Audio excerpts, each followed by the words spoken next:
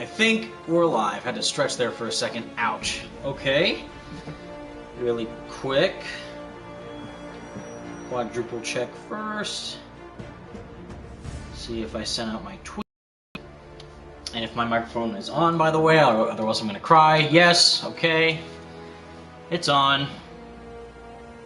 Tweet is posted.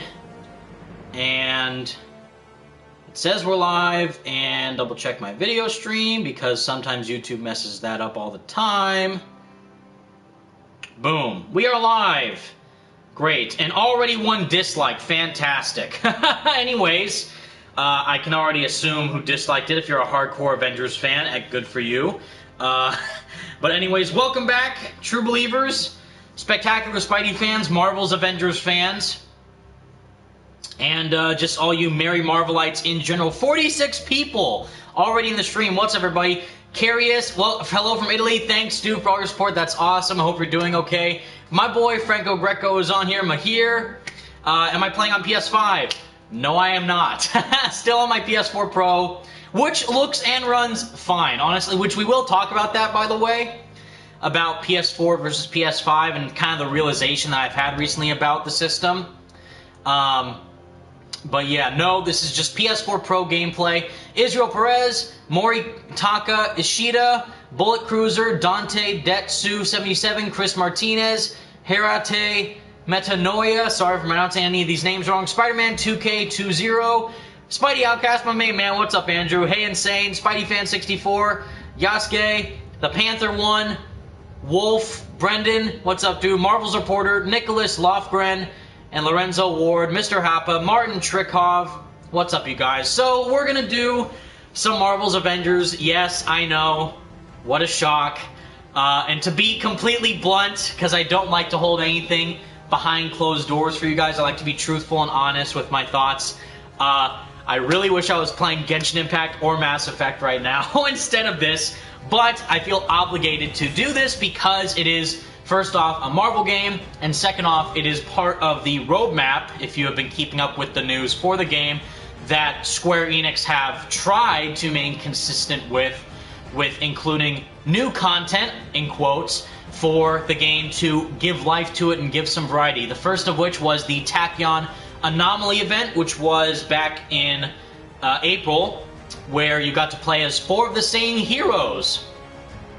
And that was it. Like, I mean, there was the timed events and stuff, where the Tachyon Anomaly event was a timed event, meaning that it only lasted for like about a week or so, I think. And all it was just playing as 4 of the same characters. And that's it. Doesn't necessarily warrant a event status when the game is already severely lacking content, so they should probably already have enough, like they should have as much content as they can possibly muster inputted into the game as is to get more people invested. So if they make the bare minimum amount of content limited time, they're not going to get more players invested into the game, which is why we now have this, which was supposed to tie into the Black Widow movie, which I think was supposed to come out this month in May, but then got delayed, I think, to July. This is pertaining to the Red Room, which is where the Black Widow originated, not just Natasha, but the other Black Widows like Yelena Belova, and that whole faction of assassins, pretty much. And it's, again, no new content. It's just a skinned, recolored harm room for challenges where you can beat up robots and stuff like that. And it's literally pathetic in terms of actually inputting new content into, again, what is supposed to be a live service game. So I've been waiting for 5 minutes so more people can join the stream. We're gonna start soon. But it is what, the 21st, so Friday. So happy Friday. And also I think this event started yesterday. At the time of this recording, it is the 21st, so it started the other day on the 20th, so I'm only a day late, but I still feel the need to play it for you guys, to show you why you should not waste your time playing it. I will bear the burden for you guys to play it, show you what it's about, show you my possible skills with defeating enemies in the harm room, which we've already been doing since launch, and indicate to you guys why, like I say in the description, if you're still hesitant on playing Avengers or even purchasing the game, if some of you have not bought the game yet, I would still say wait until Black Panther comes out. If you game or you don't have the game, even if you do happen to own this game, I would say don't even bother with this. All it does is just recolor an already used asset that we frequently have, spent time with for ages now, for months. No new real story inclusion with Yelena.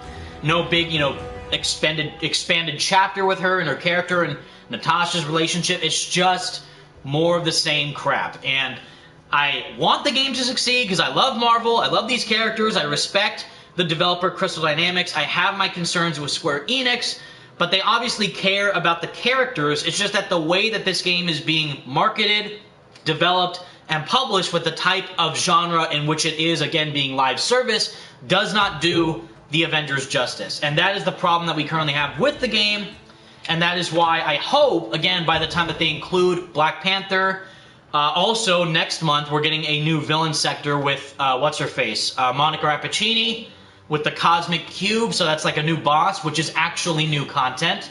Then hopefully things will be a bit better. Then we also have the Warzone Patrol.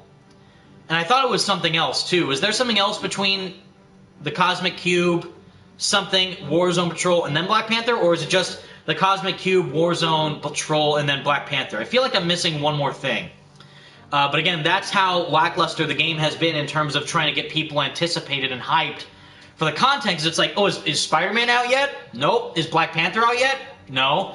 Is any other Marvel hero out yet? No. Doctor Strange, Scarlet Witch, Vision, Winter Soldier, Falcon, I don't know, A-Bomb, if they want to go that. They already have Maestro as a villain. Why not bring in A-Bomb as another hero? It's the same thing. Crazy stuff like that? No. It's just the same stuff over and over again. 86 people in the stream. Thank you guys so much. Hopefully you're having a wonderful Friday. Leave a like if you are tuning in and just having fun hanging out in the chat. I will try to answer questions. I just want to kind of get all that off my chest, where we stand right now with the game, what personal opinion I have towards it, if you should even bother wasting your time. I say no. And see where the game currently stands right now on, again, a PS4 Pro, not a PS5, which, by the way, I should show this. Even though I am playing the PS4 version, which I bought, again, the Deluxe Edition on day one launch, because my inner fanboy inside my head's like, I love Marvel games, I gotta support them, but clearly it didn't work out that well. I do, even though I do not have the console, I do have both PS5 versions of Spider-Man Miles Morales with the remaster, which we will get to once I get the console, and Avengers on PS5. And I know there's the free upgrade.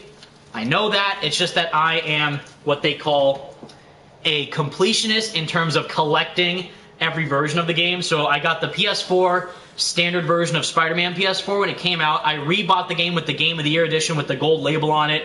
I got the collector's edition with the steelbook case. I have the limited edition steelbook case with the Spider-Man print where he's diving off that building with the hostile takeover pose on that cover of the novel.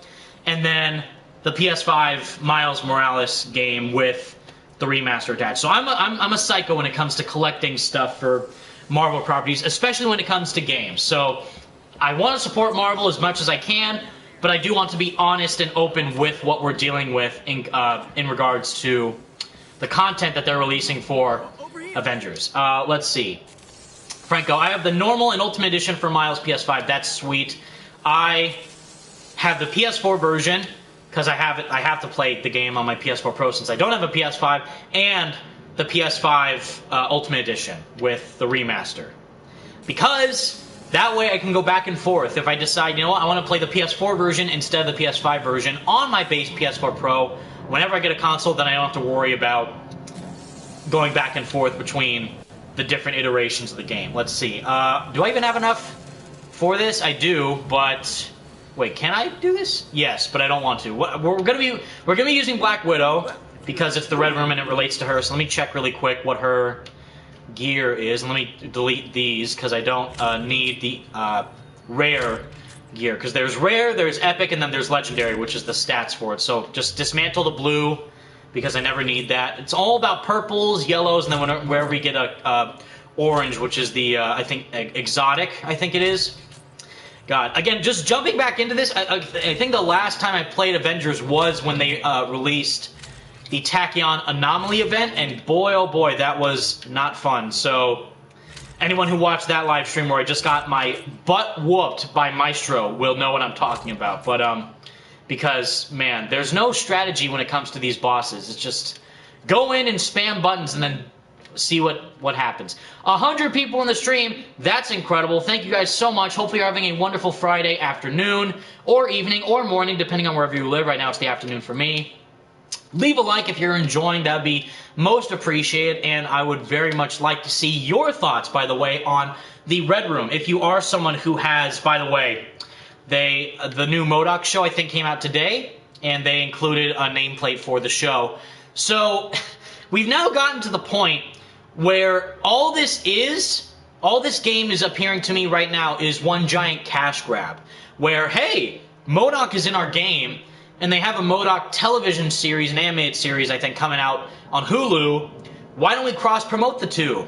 Because let's just make this one giant monetizable marketing scheme. Not a scheme, but just like in the sense of it's not really genuine. In the sense of like, oh, No Way Home, for example, when that movie comes out, has a new Spider-Man suit in the film, right? Because obviously Tom Holland is most likely going to acquire, by like the third act of the movie, a fresh Spider-Man suit that's different from the black and red and white one that he has, the upgraded suit right now. And say it's like, you know, it looks like, I don't know, the Amazing Fantasy 15 suit, you know, the full-on classic Steve Ditko suit with the web armpits extending outside of his suit, not the gliding ones, but just as a cosmetic attachment. Say that's his final suit in No Way Home. I can bet you $100 and 110% guarantee that we will get that suit as a free update within Spider-Man PS4 and the remaster, because that makes sense. It's a suit that's for Spider-Man in a brand new release movie, connecting that with the game that's already super popular, and seeing how that could operate really, really well, obviously getting more people invested into the game and the movie with a free update, which is what they've always done with these free updates for Spider-Man PS4 with the suits, are fantastic. It makes sense. It's very, very appreciated amongst the community.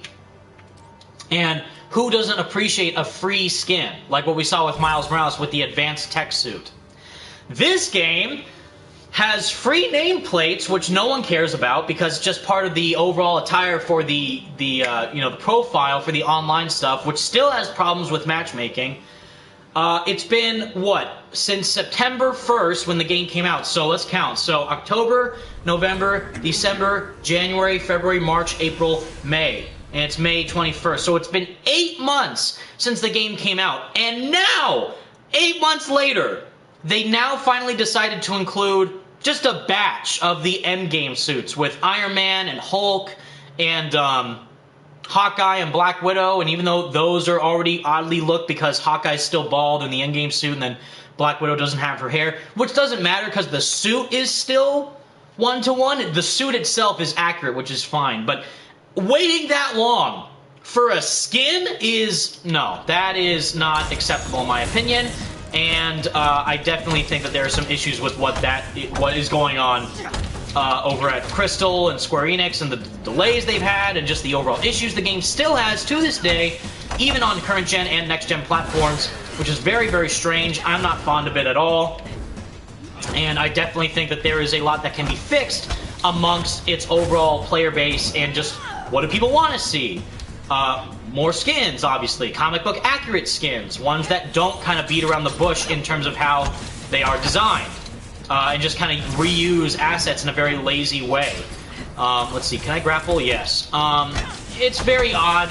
And again, as you know me, I do not care in the slightest about skins. That's why I'm not wearing the Black Widow endgame suit or playing as Iron Man in the endgame suit, which, again, I don't care. However, like I've said numerous times, and I'll go on record again, when Spider-Man comes out, if the advanced suit, the white spider suit, is a DLC cosmetic for this game, like a little cool cross-promotion, like, hey, this is a different Spider-Man, but you can still wear the suit that's super popular from the Insomniac game, and it's, you know, it's monetized, so it's in the marketplace, and it costs 15 bucks. I'm gonna simp so hard, because I'm gonna buy that in like 2 seconds. Franco already knows, Andrew already knows. I can't deny that because it's true. So when that happens, yeah, it's gonna be if that happens, I should say, then that's gonna be a done deal for me. But again, think about it like this: they say they're including the MCU suits in this game, right? So we have Endgame. Maybe Infinity War might come next. I don't know, but right now they're doing the most recent one of Endgame. Say Spider-Man comes in. All the MCU suits that we have in Spider-Man PS4, again, let's count them. There's 5. There's the homemade suit from Homecoming. There's the Stark suit, the standard red and blue one. There's the Iron Spider suit from Infinity War. I can't jump over this. I thought I could. The one that Tony gives him, the Iron Spider MCU version of that costume. There's the Stealth suit, the Spider Monkey suit, from Far From Home, which is my least favorite of the bunch. And then the latest one with the upgraded suit with the black and the red and the white logo on the back that he has at the end of Far From Home, right? Every single one of those suits that I just mentioned is completely free in Spider-Man PS4. The fact that this is a live service game and that they're losing money, they don't have a massive player base right now for what's occurring for Avengers. Every single one of those costumes that I just mentioned is going to be monetized within this game at probably what we're seeing right now, like $14, $15 per skin. Absolutely ridiculous. Not worth a single cent from me, or any of you for that matter. You should respect your own wallets, by the way, and speak with your wallet, saying, you know what, no, I'm not going to pay money with this. I thought that this game would be better. We deserve better as Marvel fans, and what we thought we were going to get with this game. And we didn't, and that's kind of a big problem. So, if you want to buy it, that's your prerogative, I should at least say. Like, feel free to buy whatever skin or suit you want in any game, or whatever DLC, cosmetic item it is. Do you know how many people spend literally thousands of dollars on Genshin Impact? Which, again, is another free-to-play live service game, which I've been playing recently, and it's incredible. I know my voice just cracked, but I literally wish I was playing Genshin Impact right now.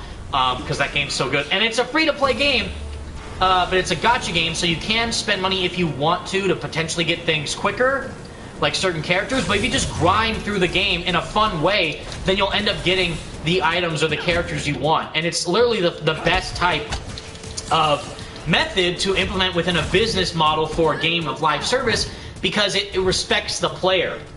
And it understands what type of game it wants to be, and it makes it very clear off the get-go. And it doesn't treat the audience with any disrespect. It just says, hey, you want to get this character? Then just do these missions and grind these levels and try and, unlock rewards as you progress through the game steadily and over time. This is like, you want to get, it's not pay to win or anything like that, but if you want a good skin, don't unlock it through, doing the Red Room, which you should obviously get. Like, say, the Black Widow skin, which makes total sense. This event is directly related to Black Widow. Say, the Red Room Takeover event just started. You defeat these 5 waves, you do different challenges as Black Widow, you do these kind of combat stats and missions that you have in front of you. All that's taken care of, and instead of getting a skin as a reward, like, should be the Endgame skin, or even the Black Widow movie skin that's coming out soon, the white one, I think. No, you get a nameplate that no one cares about. Fantastic. So I find that really stupid. I don't think that's really respectful of the player or their time. And 15 bucks for a cosmetic that doesn't do anything, by the way, is not worth it. And like I said, I think I hopefully brought this up, but every single suit that I just mentioned for Spider-Man, the MCU skins, all of those that were free for Insomniac's game are going to be monetized in this, when there's no reason that they need it. Did I just beat that? No. Okay, so that was the difficulty challenge 1. Now we're moving on to difficulty challenge 2. I think that's what is going on. And again, or did I just beat the whole thing? I'm gonna cry if that was all it was. That is. Oh no, there's more. Okay, good. I was like, that was it. That was depressing, to say the least. Yeah, Andrew, dang, that level seemed too easy. Yeah, did you notice how I was talking the entire time while playing? Because there's no thought to any of the combat that you do in this game. You just spam buttons, press L1 or R1 to do a special move, and then that's it. Franco, am I having fun? No, but I will bear through the pain to show you guys that this is not worth your time or effort to play this particular event. If you want to play the game itself, I would say that's fine, because then you have the new champion system to grind more levels, I guess, if that's your thing, which again doesn't offer any rewarding things. No skin rewards, no gear rewards, just kind of the comics and the nameplates, which is again stupid. But no, I don't think that this is anything to enjoy to play. You know, it's like, it's a chore. Whereas Genshin, again, I keep using it as an example because it's a really fun free-to-play game in the same model of Avengers. And again, it's a free-to-play, as I just mentioned, game. But the developers, it's confirmed that the developers of that game, Genshin Impact, MiHoYo, that's their name, have literally made $1 billion in profit due to the success of the game's monetizable mechanics. And again, it's not forced upon you. You don't have to buy anything. But players want to spend money into the game to unlock new characters and certain items and better weapons. And there's possibly going to be skins included in the game soon that are free, by the way. So, you know, it's very, very respectful of the player and the consumers who want to purchase the game and say, yo, this could be just something that I play in as a little, you know, background hobby, not really giving any second thought. Or if you're in there in the moment, then yeah, you should not really have it be in a way that is manipulative of your time. I just realized the audio has been at max level and it's probably affecting the commentary, which I apologize for. Only been doing it for 22 minutes. That's not embarrassing whatsoever, but I think turning the volume down a bit will allow you guys to hear me better. So if the volume was too loud, I apologize. I forgot to do that in advance. Sorry. Let's see. The UI, let me check everything. Controls is fine. Camera's fine. Gameplay, we're at performance mode, I think, right? Or display. Yeah, highest performance. So even, again, on PS4 Pro, you still have the opportunity to get 60 FPS. It's not solid, I guess, but it's suitable. And I know my buddy Franco and I, you know, can testify on how better the improvement is on PS5 versus PS4, but it's still running fairly well on my current, you know, platform, and I do appreciate it. Let's see, double check really quick. Great. Luke 203, title's a bit harsh, don't you think? No, I'm being blunt with it because I believe it. And as I said, if you want to play the event, that's fine, but you get nothing out of it. And I'm saying all this as someone who already knows what the event is. You know, they showed a trailer for it. They showed the kind of behind the look, you know, just showing what you get out of it. Like, it lasts for, I think, until the end of May. So May 31st, I think it was. And it started yesterday. But again, look what you're seeing. All it is a reskinned harm room. And even then, I barely use the harm room as is because it's just a training ground, you know, just to beat up robots. Which, surprise, that's all you do in the game. So, like, why would I go into the harm room that is a different color when I can do the same objective I've already been doing in the game thus far? So I don't understand why they gave this, unless they were going to include Yelena as an actual character in the story, but no, it's just a recolored, reused asset for a mode that we already know in the game to be lackluster at best. Unless you're playing with friends, that's fine, but this is, surprise, a single-player event. It's, no! Okay, so clearly that wasn't my fault. That was the game's fault of Black Widow going off of that landing to fall into her death because the takedown sent her that way. That was dumb. Again, should be a bug that is fixed. I don't know, you guys. Like, again, what? So then, then probably people are like, well, Evan, what would you do to fix the game? Again, what I've just been saying: more content, more characters, more variety in terms of how you can actually play the game with your friends. Improved matchmaking. Maybe a PvP mode, Civil War mode, why not? Beat up friends. Then you can actually get a type of nameplate that would make sense in a fun way, like Iron Man versus Cap, the face-to-face type of exchange they do. Make that into a nameplate. Why not? What's stopping them? They already turn everything else into a nameplate. What's to stop them from doing something that people would actually want to see? And I don't know. It's just not like any take this as a comparison. I went out of my way to buy the Mass Effect Legendary Edition, which cost $60 for my PS4 Pro.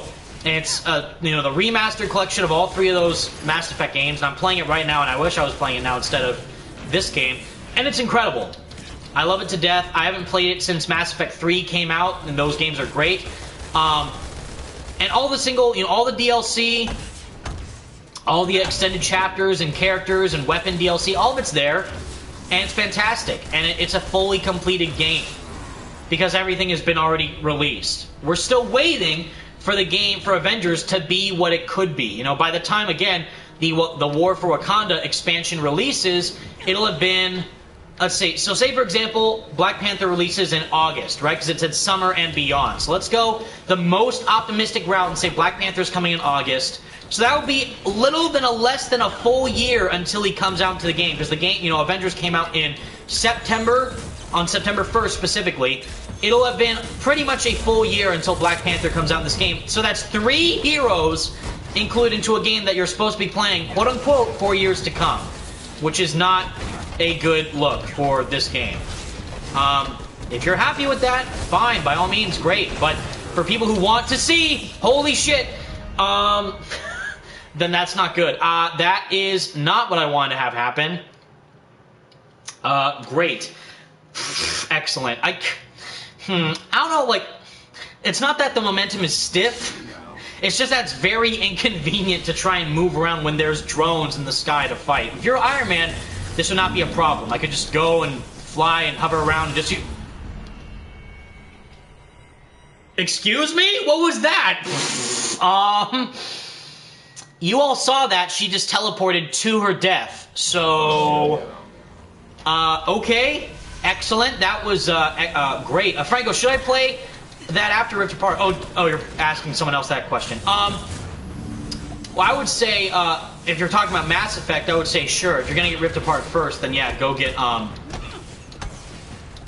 Rift Apart. Play that on June 11th, and then play Mass Effect. If you're talking about Avengers, then I would say no. Again, but yeah, again, this game has a lot going for it. I'm not trying to hate on it just to hate on it. This game sucks. Major L, you're, stupid. No, I'm being critical from an honest perspective. There's a lot that this game has that can be improved upon if they were to include more content, more variety, more activities, more engagement for players to willingly go out of their way to spend money on, not to just market the game as a product just for the sake of it. If you go on their Twitter page, the Avengers Twitter page, all you'll see on there nowadays is just promotions for the marketplace. Oh, Hulk skins 50% off. Oh, the game is half off on PlayStation, for the PS5. Because the game's selling so poorly, they have to lower the price to try and get more people to buy the game, just whatever it takes in that sense. And this event, which we waited a month for, has just come out, and it's more of the same crap, just redesigned. It's not like an entirely new mode with a new thing, and the champion system isn't even anything new either. It's just... it's kind of stupid, and I'm not a fan of it. I think that's really dumb, and should not be a factor to help boost the game in terms of its overall reception or sales, because that's not what people want to see. They want to see Black Panther. They want to see, obviously, continuous updates with the roster, with gameplay mechanics that expand upon what we already have, not the same exact thing that we've been doing for months now. So I find that lame. I find it uninnovative, meaning that it's not anything new.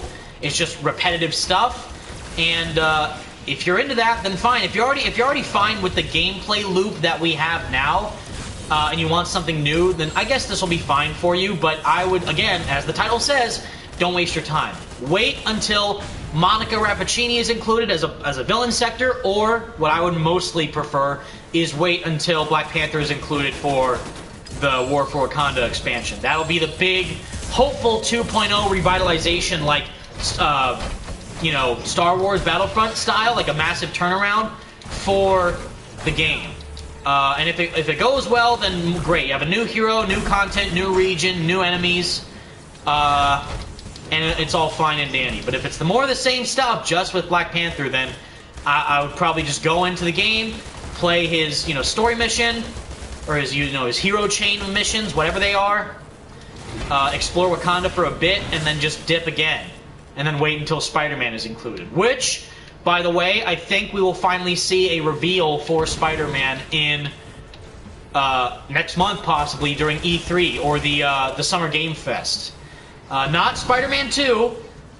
Pain, I know, but not that game. I'm talking about Spider-Man in Avengers, where, again, he's going to be a PlayStation exclusive character. He's already confirmed to be in the game. As a free download, again, you don't have to pay for any of the characters. They're just going to be included, you know, eventually over time. Why is it taking so long to freaking beat these guys? And I'm almost about to die, so that's not good.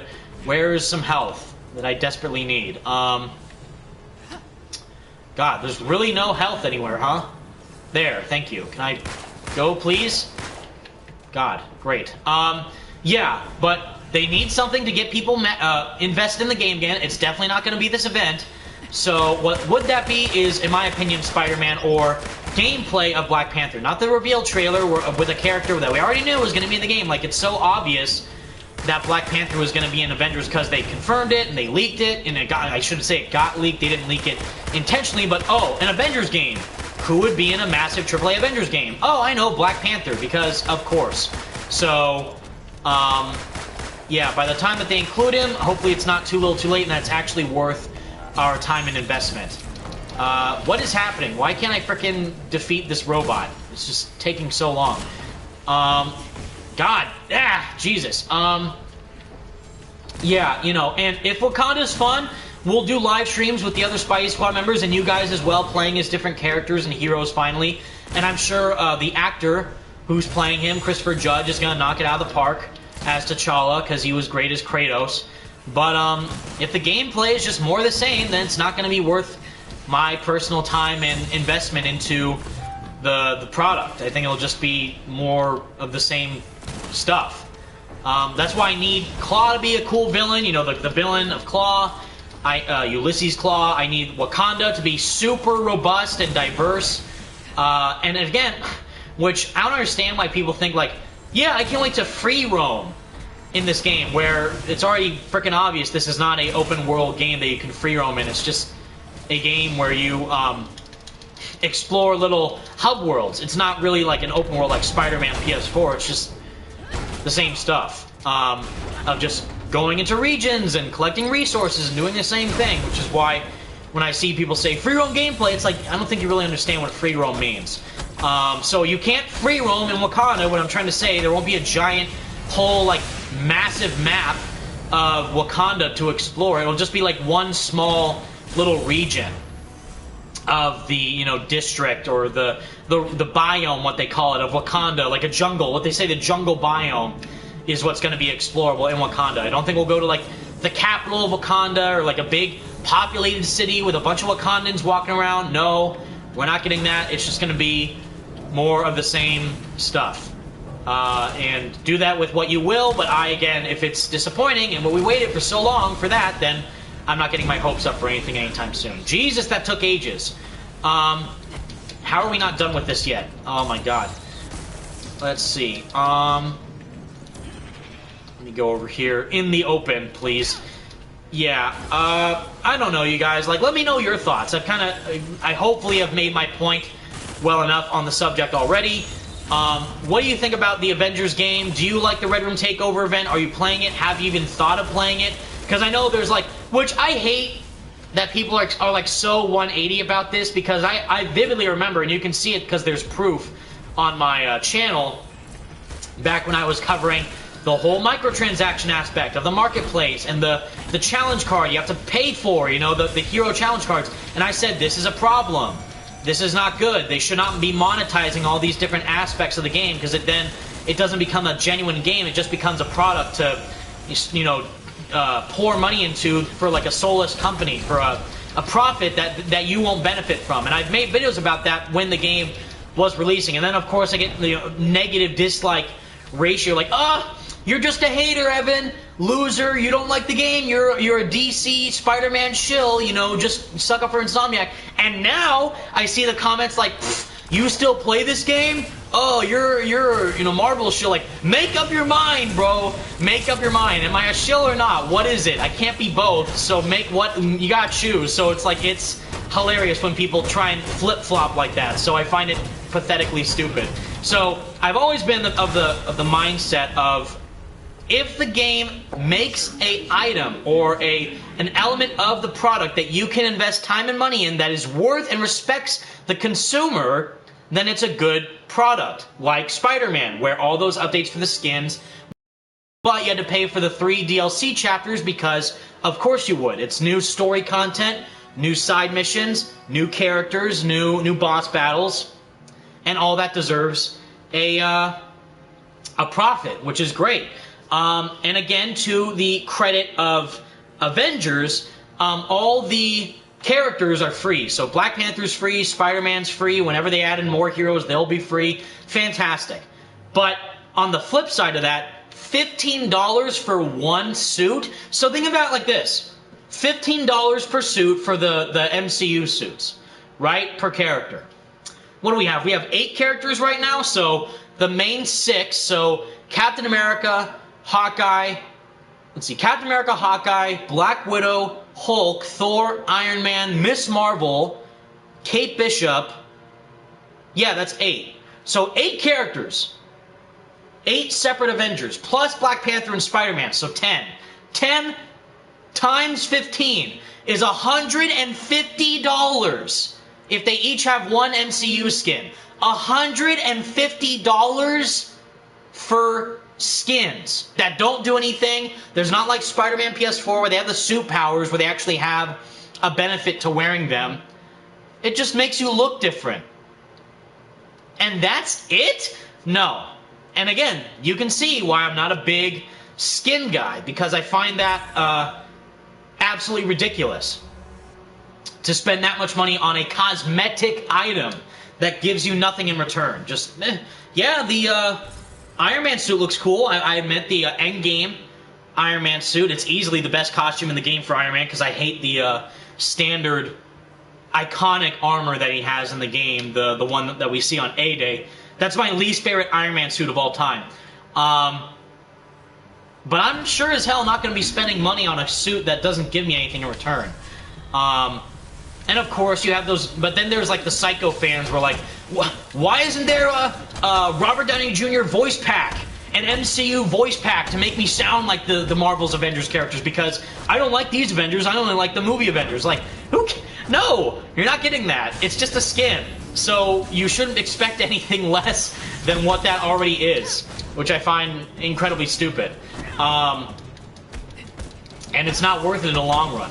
So, like, yeah, so in that regard, do you think that the Raimi suit situation, back when all that drama was going on for Spider-Man PS4, back in 2018 in December, you know, when they included, you know, what was it, the 3 final suits of the Silver Lining DLC, which I forget what they were, what was it, the Aaron Eichmann suit, the Cyborg suit, and then the Into the Spider-Verse suit, right? So those are the 3 suits for that pack, which I had to pay money for. If the Raimi suit was in that, then I think that would have been as okay, because, you know, it's like, oh, it's part of the story pack, right? Like the new story content with Silver Sable, plus 3 skins and suits. I should have said scoots. Scoots!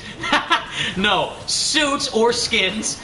You know what? I'm going to trademark that. Scoots. 3 scoots for the Silver Lining DLC with the Cyborg, Eichmann, and Into the Spider-Verse suit for Peter, right? If the Raimi suit was one of them, I think it would have still been received okay, because you're getting a whole new story chapter with that as well. But no, Insomniac were so chat about it that they gave it for free as a Christmas present. Do you think that the community would have been received, or the suit would have been received as well by the community if that skin compared to the other suits that they include in the game, or just in general, like the not even the Raimi suit, just in general, all the MCU suits that they include, and the Fantastic Four suits with the bombastic Bagman and Future Foundation suits that they included in Spider-Man PS4 as well. If every single one of those costumes were $10 a piece, I guarantee you people would gladly pay for it because they're suits for Spider-Man in that game, which is incredible. And of course, people love the Raimi suit so much that they'll pay probably $100 for it. But they'll still be like, well, it's just a skin and it doesn't have a suit power. You know, like unlike the other suits in the game, which do have suit powers, which utilize like the cloning aspect, or like the electric fists, or you know, the spider drone for the MCU suit, the Stark suit, for example, the Iron Spider arms. You know, like all that, implementing with a purpose. If any of the MCU suits post-launch or the Raimi suit were costing money, oh boy, I can promise you that it would be a dumpster fire online, for sure. So, prepare in advance, again, when Spider-Man comes in this game, when they do the same exact thing for his MCU suits, or Scoot, what they include at launch for whatever they're going to do for him, which I'm not looking forward to, by the way, because I'm very scared on how he'll play.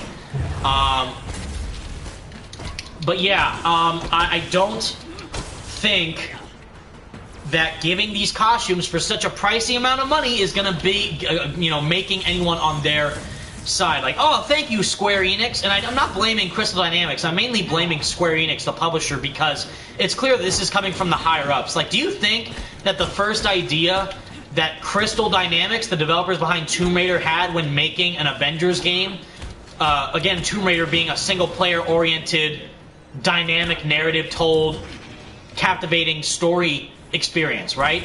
Similar to Uncharted. Do you think that their first thought of what they want to do for that game was, let's make it live service.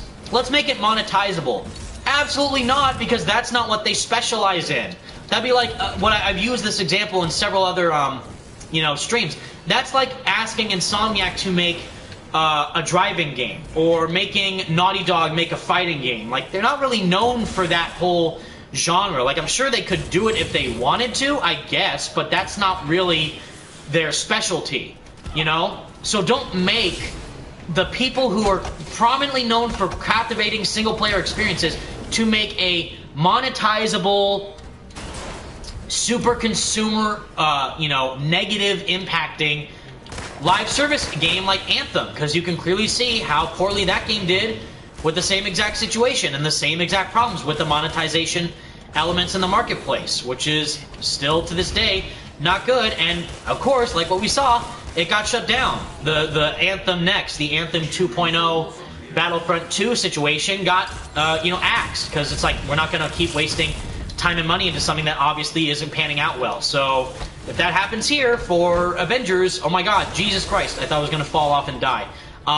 No, just don't do that, because it's not worth your time or your patience to wait for new content. Yeah.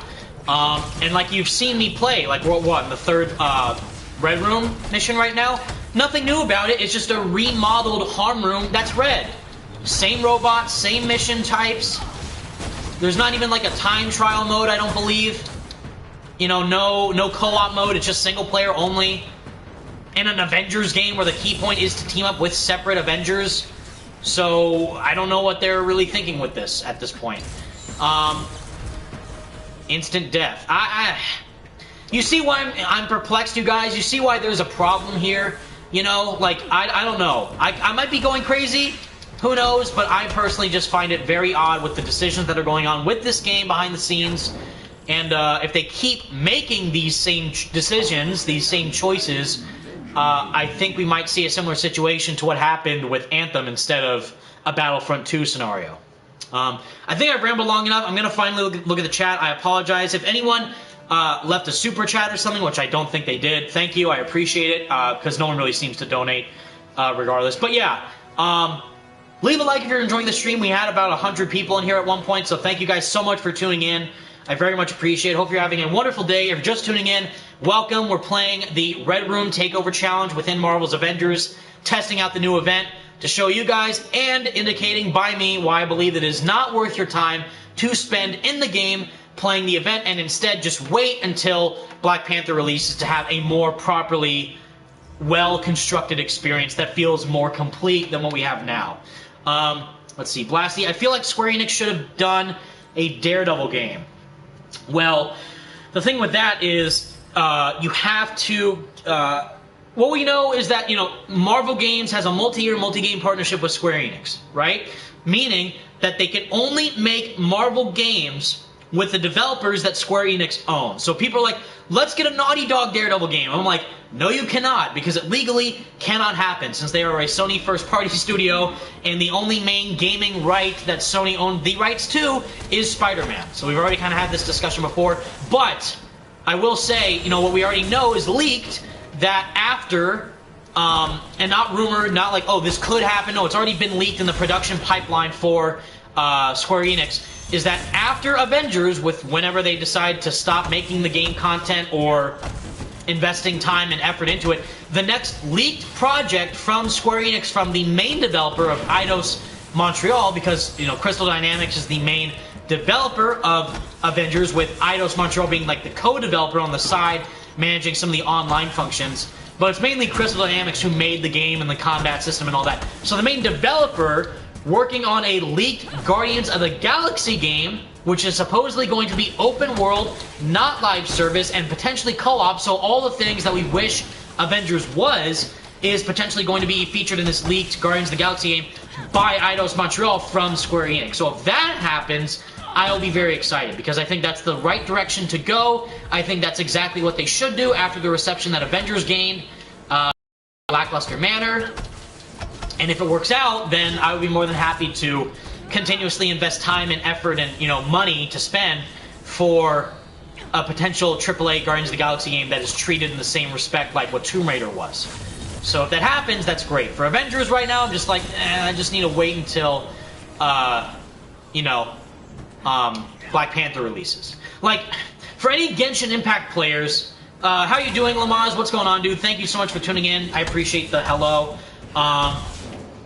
That's very kind of you. What was I going to say? Oh yeah, so any for you Genshin Impact players out there who know what the game is about and have gained characters, because the main aspect of the game is that you always get these new engaging characters with their own unique backstories and their own new missions and gameplay mechanics that are different from each other character that released so far, which is very exciting. Each character is released over like the span of 2 weeks. So, for example, one of the newly released characters was one named Yanfei, who is like a pyro catalyst, meaning she's like a fire mage, essentially, even in basic terms. And literally, like, yesterday or a couple days ago, they just released their new character of Eula, excuse me, I have hiccups, who is a cryo claymore user, or a cryo greatsword user. So she uses the power of ice with like a giant Siegfried Soul Calibur-esque sword, which is badass. So the span of the characters, my point here, is that they release them in the span of 2 weeks, and they do this for every single character newly released in the game.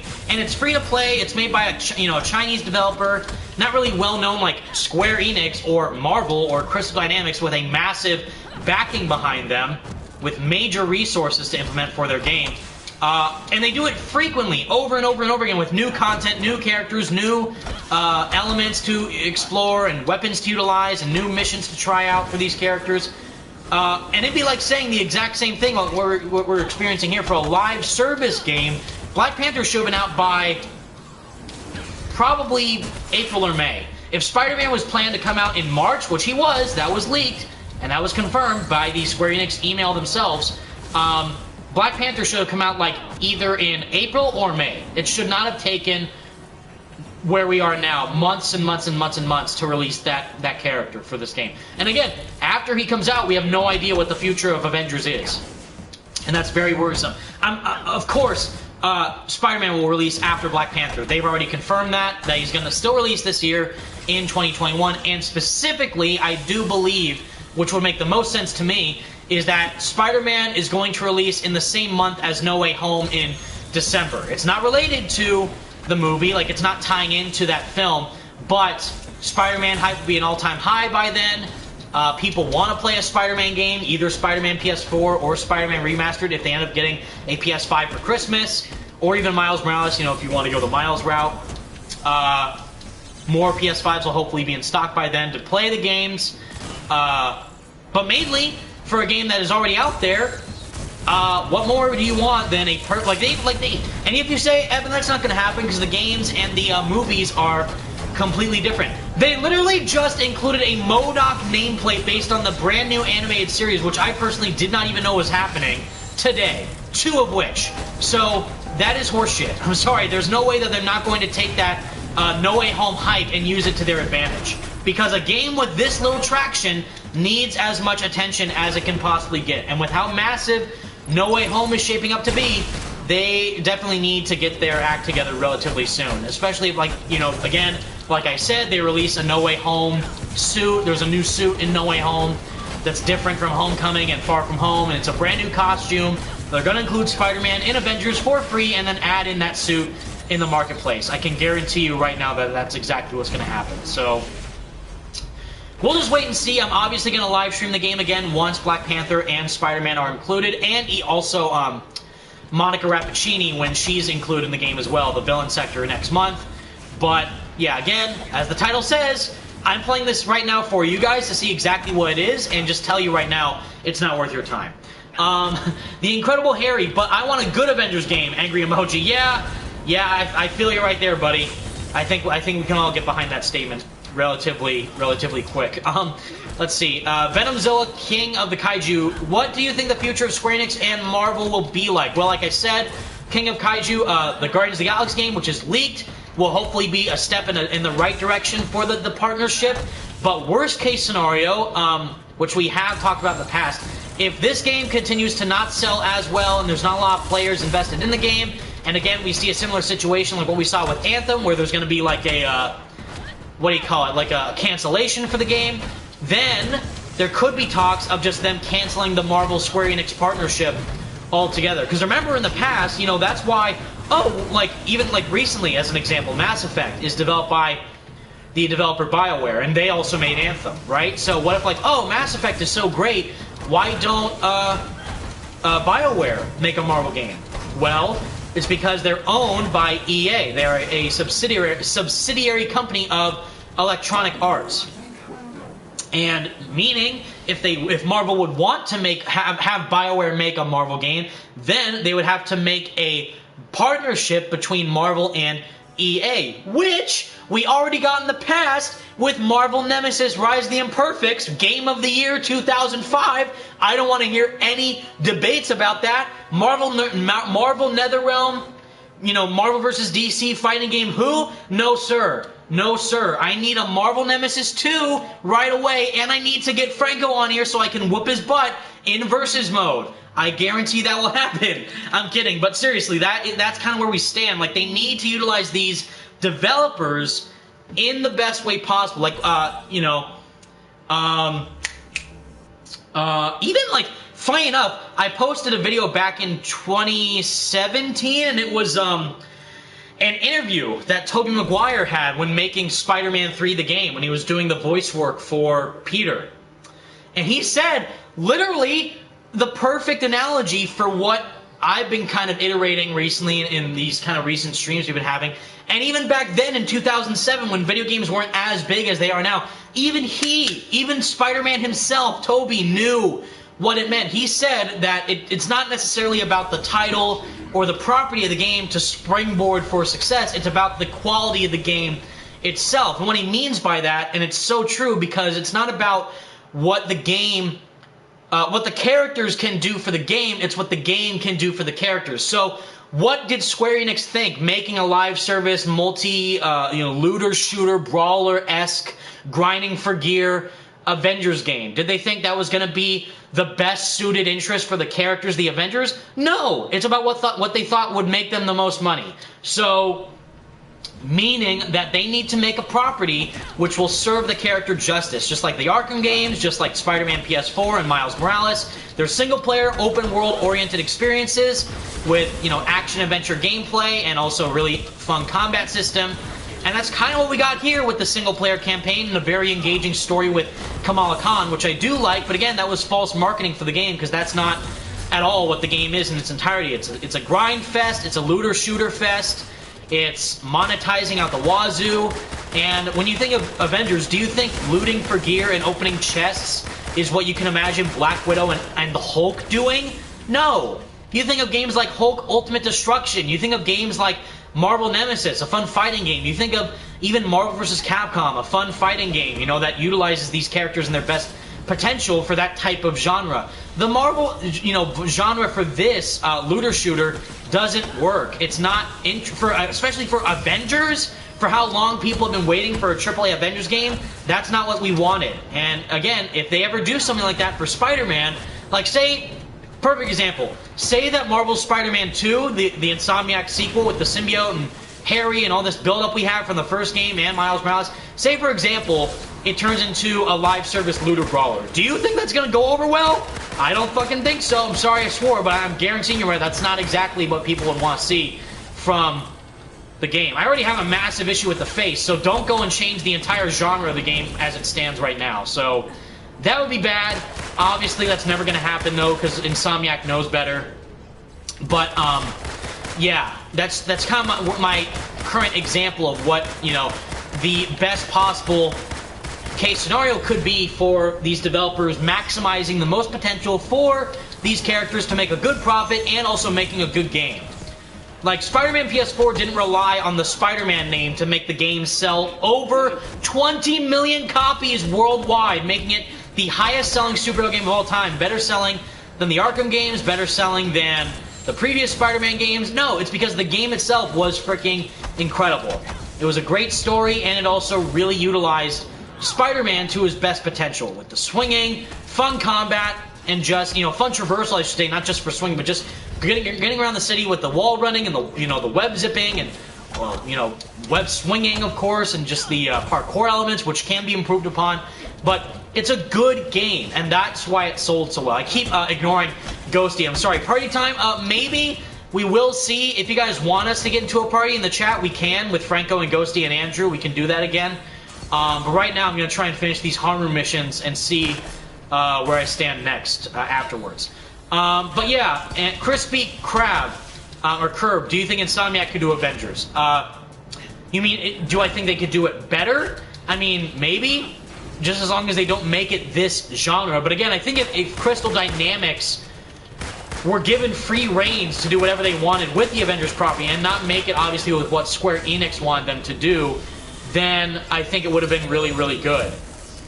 Just a good, solid, single-player Avengers game with some potential co-op elements, kind of like Ultimate Alliance, just in a AAA format. That's exactly what people wanted, and we didn't get it. So I don't know what has to happen for them to understand that this is not the type of experience players want, and we want something more refined and more better suited to the characters of the Avengers brand that will do them justice.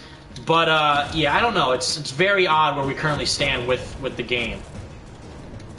I want to kind of move away from this edge. I'm kind of scared to fall off the cliff here. But yeah, let's see. In Immortal Black, I'm against gamers constantly complaining about nothing, especially if the DLC is free.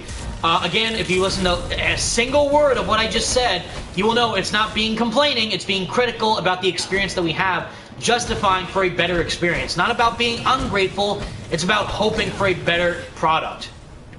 Like, oh, if the, you know, suits in Spider-Man PS4 were glitched out, and they, you know, the Raimi suit didn't look as good as it does in the game. There was like a glitch with the mask or something.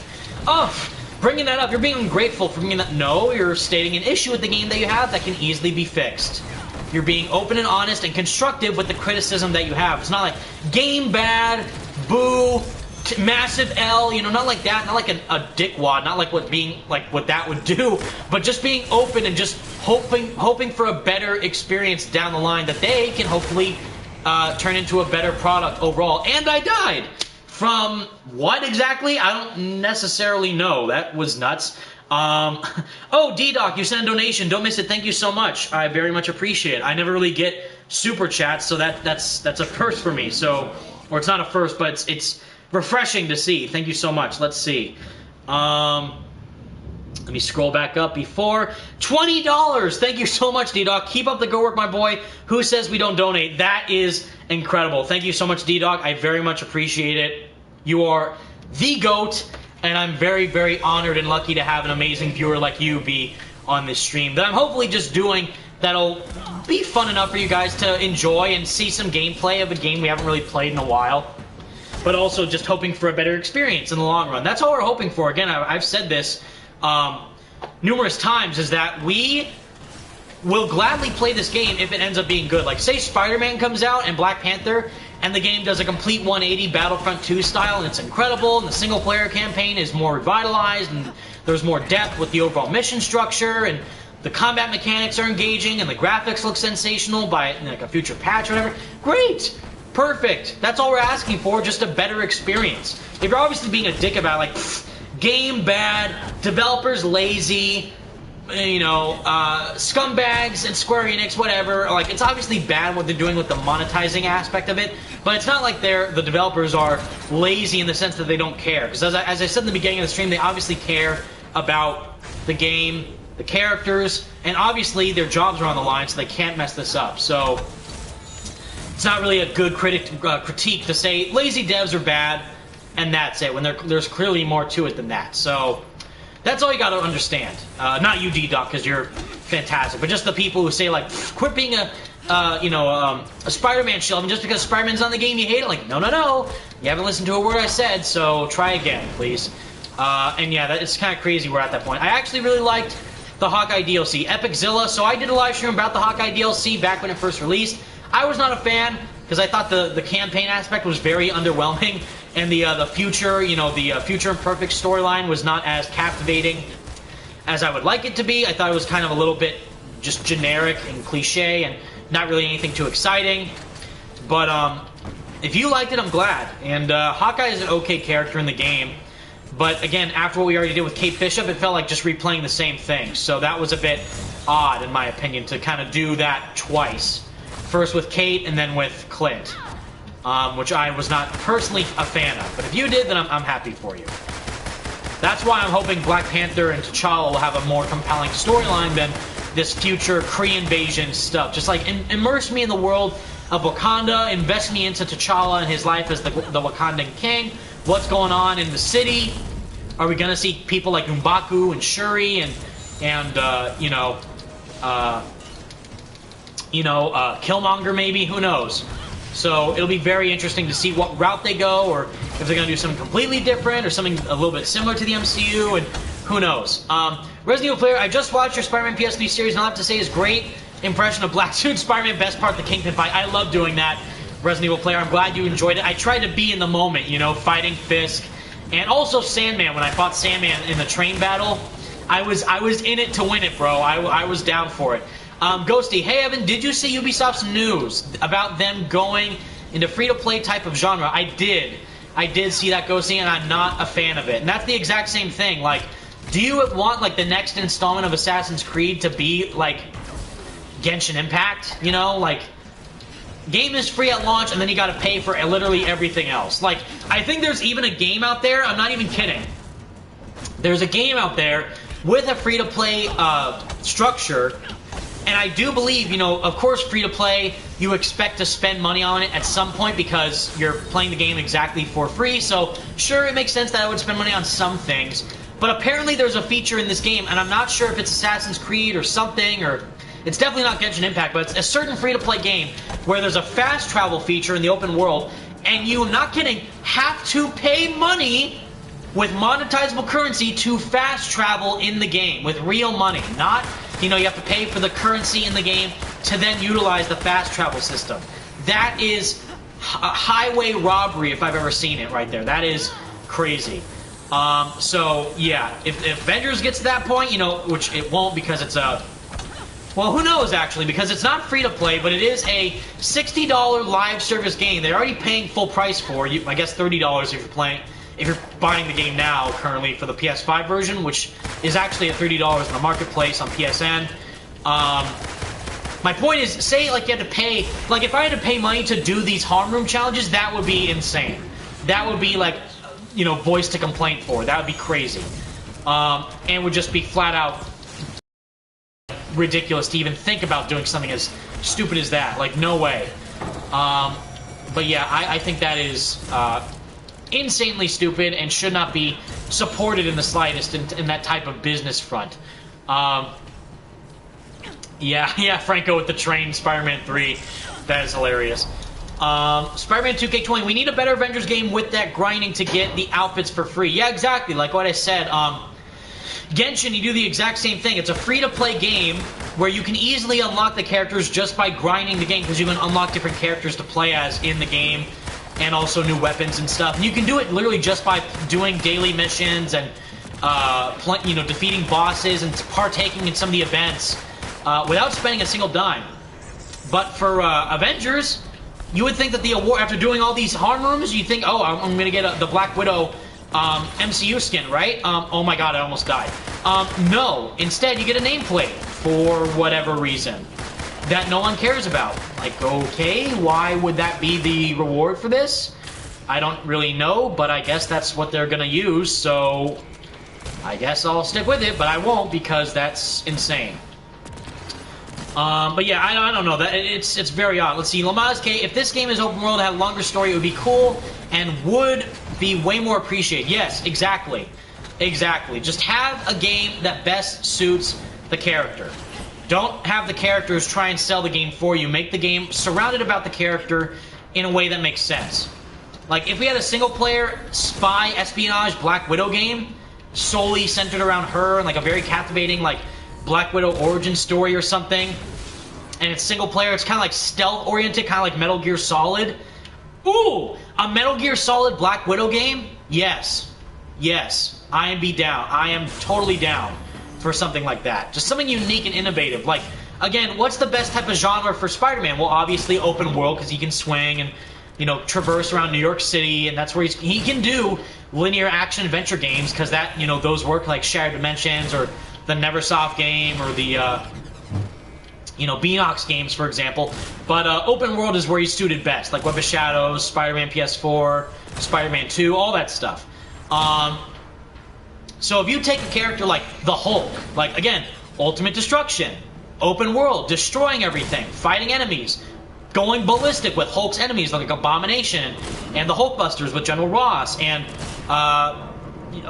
what's her face? The energy lady that you fight in like the middle half of the game. Devil Hulk. Ugh. Just all these really great bosses that really showcase the story elements of Hulk and what's going on with his character and the dichotomy between Bruce Banner and the Incredible Hulk and the inner struggle that he has with dealing with this monster inside of him. Like, yes, yes, love that, yes. But then in this game, they just kind of gloss over it because they took the approach of, it's already, you know, he's already been the Hulk for a while now. He's already like this for some time. So you're not really going to get anything too new and innovative because we skipped that. So then there's no interest. Like, oh, they're the Avengers.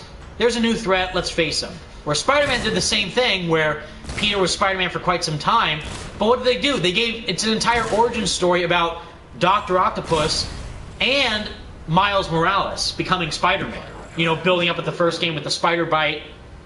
And then you see Peter form this bond with Otto and build this relationship with his mentor to then form one of his most iconic villains. So there's a lot of depth to those characters and the stories that are told with them in those games. And that's exactly what we needed to see from this. But instead, it's like, well, we got to focus more on the multiplayer element, because notice how little time they spent with MODOK and Monica building up their characters. They're like, here's Kamala and her story. And that's fine, but it's not really anything too new. So there you have it. We just did, everyone. We did the 5 the Red Room, Harm Room Takeover challenges, and it took literally, as you see, and before we started, we kind of took like 10 minutes to kind of prepare. Great dialogue from me. Great. Prepare for the stream 10 minutes in advance. So really, it took me a solid hour to beat these challenges with Black Widow. Absolutely, not a waste of time, massive waste of time, not worth the time to spend. Blasty, but Persona, everyone, yes, play Persona 5. Play Persona 5 Royal, play Persona 5 Strikers. Yeah, buy. Not play, buy. Support those games. Great single-player experiences, incredible stories, and phenomenal characters. Excellent. Let's see here. Yes, Ghosty and Franco and Andrew, if you're still here, yes, party time is activated. House party protocol was it from Iron Man, right? Initiate the house party protocol. We can start a chat. We did all the Red Room Takeover challenges, so before we start them again with another character, I want to get Andrew and Ghosty and Franco in a party, getting their thoughts on the event and see where you guys think too about it.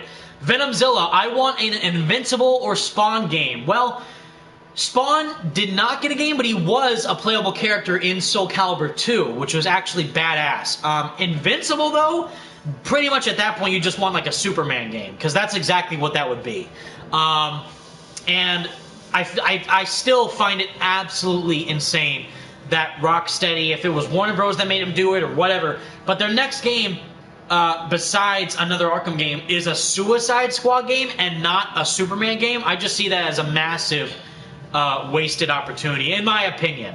I think that they could easily have done a Superman game instead, and I think there were talks of them trying to make one, and then the studio said no, and now instead they're doing this project of Suicide Squad, which I'm still hesitant for. I am not going to diss it, since we don't know anything about it too much. We just saw the trailer and kind of have some info about what's going on with where they're taking the game. It might be, sadly though, in the same realm of Avengers, which is what it currently looks like.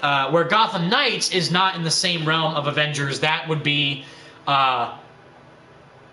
it's like single-player, co-op oriented, free roam, open world, but not live service. They made that very clear, and they kind of dissed Avengers in some of the developer interviews with Gotham Knights. Franco, I think you know about this, where they're like, oh, we have a better structure than what than some other recently released games, like they're talking about Avengers. So it's like, ooh, ouch, yikes, that's very harsh to say to see them do that. Resident Evil player, hey Evan, is Omni-Man secretly J. Jonah Jameson? Yes, well, as we all know, J.K. Simmons is a chameleon, since he can voice literally anyone and act as anyone in these superhero-related icons. He's J. Jonah Jameson, he's Jim Gordon in the Snyderverse, and he's Omni-Man in Invincible, and someone else. He's also, well, I don't know why I'm thinking of Kung Fu Panda, but he was the enemy in the third Kung Fu Panda movie, The Ox. Kai. Shen? No. Kai. No. No, it's Kai. Kai the Ox in Kung Fu Panda 3. Franco, if you could invite Andrew and Ghosty, I would very much appreciate it. Yeah, I just did, so we're good. Let's see. Okay, I'm also going to turn up my audio here a bit so I can hear the best boys. Let's see. Philip Base, Evan, did you hear about... Oh, wait, I missed your comment. Sorry. Let's see. Well, Tristan Roberts asked, Evan, do you think we'll get some sort of announcement for Spider-Man 2? Not next month, meaning during E3? No, because Ratchet & Clank Rift Apart is coming out from Insomniac. So they're obviously going to focus more on that game to promote it and release it on time, and that's going to be the next big PlayStation exclusive is Ratchet & Clank Rift Apart. Not Spider-Man 2. However, Najee Jeter is literally insane because he keeps teasing about Spider-Man 2 pretty much frequently on Instagram because he's a genius. So, we don't know when it's going to happen. But if I had to take a guess, I would say if things are slowly transitioning back to normal for game developers, kind of not, going back and recording games in person, and if they want to keep on schedule with these releases... Because, remember, Miles Morales and Ratchet & Clank Rift Apart were both revealed the same exact day on the June PlayStation Showcase in 2020 when they revealed Miles Morales and Ratchet & Clank Rift Apart for the PS5. Both at the same time. So, I don't see it being too impossible for them to focus on releasing Rift Apart on June 11th, and then by the end of 2021, possibly during the Game Awards, we could see a reveal announcement for Spider-Man 2 set to launch either late 2022 or mid to late 2023. Because remember, it's not a spin-off DLC like Miles, where it's going to be the same exact type of structure of the game just with a new character. Not saying it's DLC, but it's a spin-off, so it's reusing and building off of more of the same stuff we got in the first game. This is going to be a full proper sequel, you know, a full experience, where Miles was a shorter game because it was a spin-off. It wasn't a full sequel, but the sequel is going to do completely new stuff. Re-innovate the traversal, re-innovate the story, of course, re-innovate the combat, maybe a new setting. I know there was that a rumor that the setting of Spider-Man 2 actually won't be in New York. It will be in Tokyo, which I think is ridiculous, and I hope does not happen, because instead I want to explore Brooklyn and Queens, you know, the other boroughs of New York, not just Manhattan, but the other islands, instead of Tokyo. But if that does happen, then I can understand why that would be considered as a sequel. It's like, oh, we're taking Spider-Man off the grid, baby. He's going Persona 5 style. And I'll be like, let's go to LeBlanc. Let's meet Joker. Let's meet the Phantom Thieves. I'm down for it. My boy Vlasti and Franco know exactly what I'm talking about. We already know Akira and Sumire are literally Peter Parker and Mary Jane, so there's nothing to dance around that fact. Let's see. I missed that other comment. I apologize. From, I think Philip, was it? Evan, did you hear about the rumored Wolverine and Daredevil game? Those have been rumored for a while, Philip. So, although I know, and I hope Bill Roseman has listened to him, Troy Baker has pretty much begged numerous times that if they make a Daredevil game, he wants to play Daredevil. And I'm like, sign me up, because that would be incredible. And who would be the developer?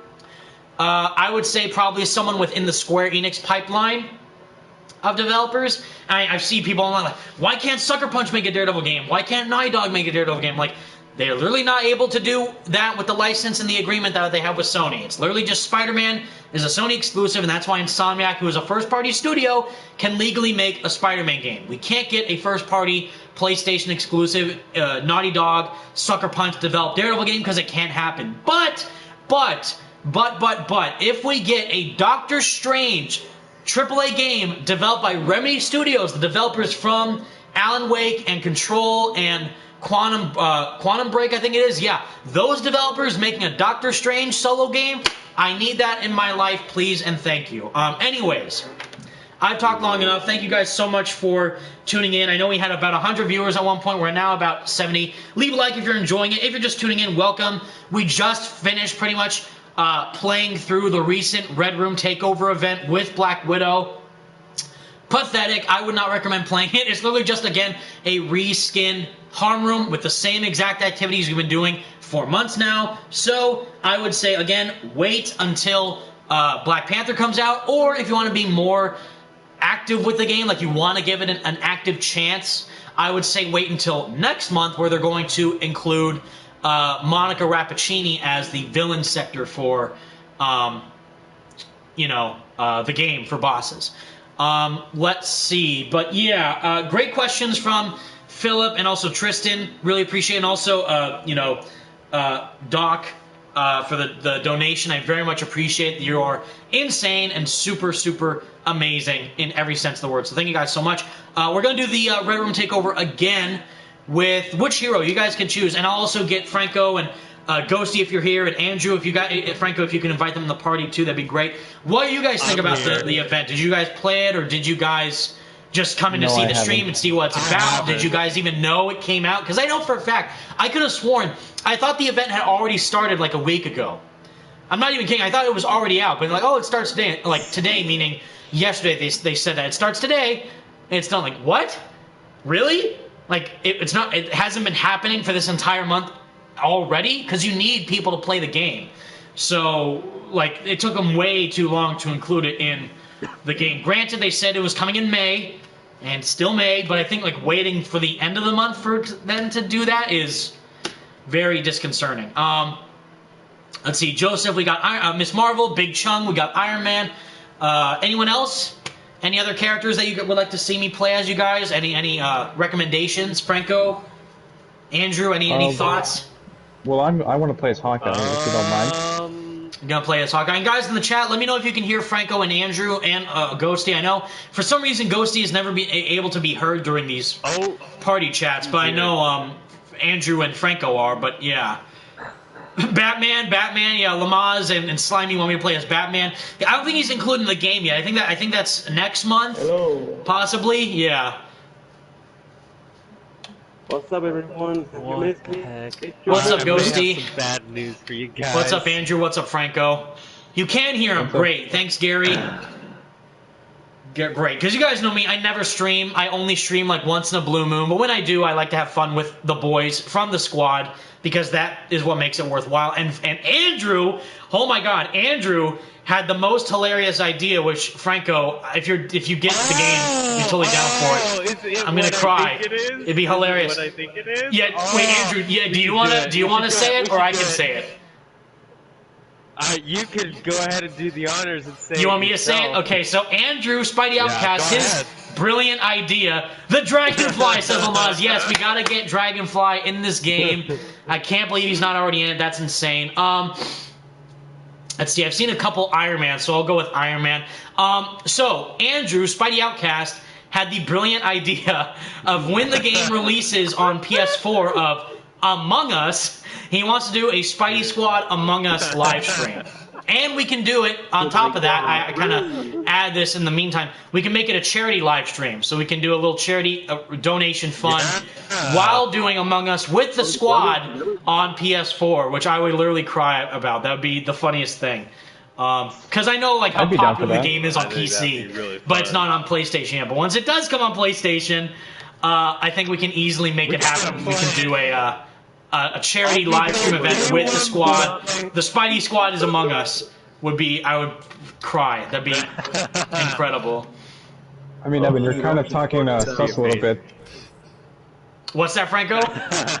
You're a little bit sus there. A little bit sus, yeah. A little bit worse for wear there. A little bit untrustworthy, if I do say so myself. Lamaz, the Dragonfly movie deserves a sequel. Literally, Lamaz, I'm not even kidding. You are a genius, because can you imagine? And Franco and Jordan, you know, the Vigilante Spider on Twitter, he loves the movie too.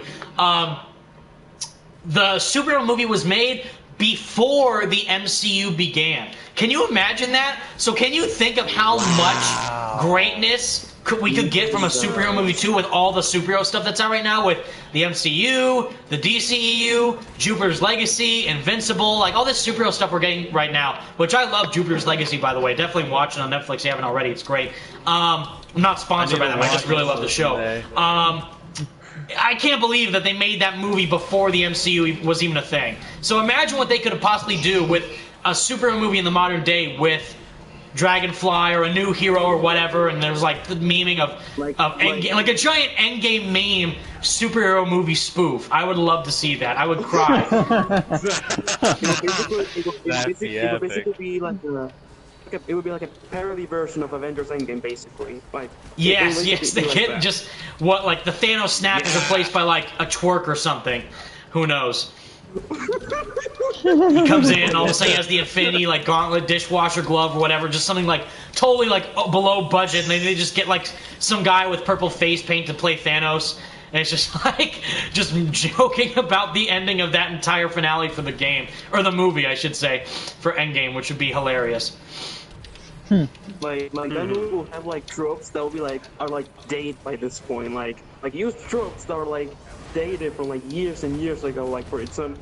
Oh my God! A dab. Alexi Valentio says a dab from Thanos to snap everyone out of existence. Yes, he's gonna dab, then twerk, then post it on TikTok, and then everyone will get wiped out.